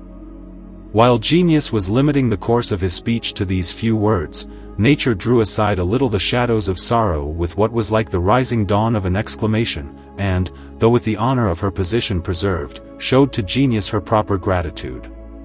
Then Genius, after laying aside his common garment, and being adorned more honorably with 210 the higher ornaments of the sacerdotal vestment, called out from the secret places of his mind the order of excommunication referred to, under this form of words, and proceeding in this way of speech. By the authority of the absolute being and of his eternal thought, and with the approbation of the celestial soldiery, and the agreement of nature and the assisting ministry of the attendant virtues beside, let him be separated from the kiss of heavenly love, as the desert of ingratitude demands, let him be degraded from the favor of nature, let him be isolated from the harmonious assembly of the things of nature, whoever turns awry the lawful course of love, or is often shipwrecked in gluttony, or swallows greedily the delirium of drunkenness, or thirsts in the fire of avarice, or ascends the shadowy pinnacle of insolent pride, or suffers the deep-seated destruction of envy, or keeps company with the false love of flattery. Let him who makes an irregular exception to the rule of love be deprived of the sign of love. Let him who is deep in the abyss of gluttony be chastised by shamefaced beggary. Let him who sleeps in the Lethean stream of drunkenness be tormented with the fires of perpetual thirst. Let him in whom burns the passion to possess incur the continual needs of poverty. Let him who, exalted on the precipice of pride, throws out a spirit of arrogance, fall ingloriously into the valley of dejected humility. Let him who envies and gnaws like the moth of detraction at the riches of another's happiness first find himself an enemy to himself. Let him who hunts gifts from the rich by the hypocrisy of flattery be cheated by a reward of deceptive worth. After Genius, in the utterance of this anathema, had made an end to his speech, the assembly of the women approved of the curse with quick word of ratification, and confirmed his edict. Then the lights of the tapers in their hands became drowsy, sank to the earth with a scorn of extinction, and seemed to be fallen asleep. With the mirror of this visionary sight taken away, the previous view of the mystic apparition left me, who had been fired by ecstasy, in sleep. Wright appends the sentence. Explicitly Alan's Little Chapel, on the Conquest or Lamentation of Nature. The end.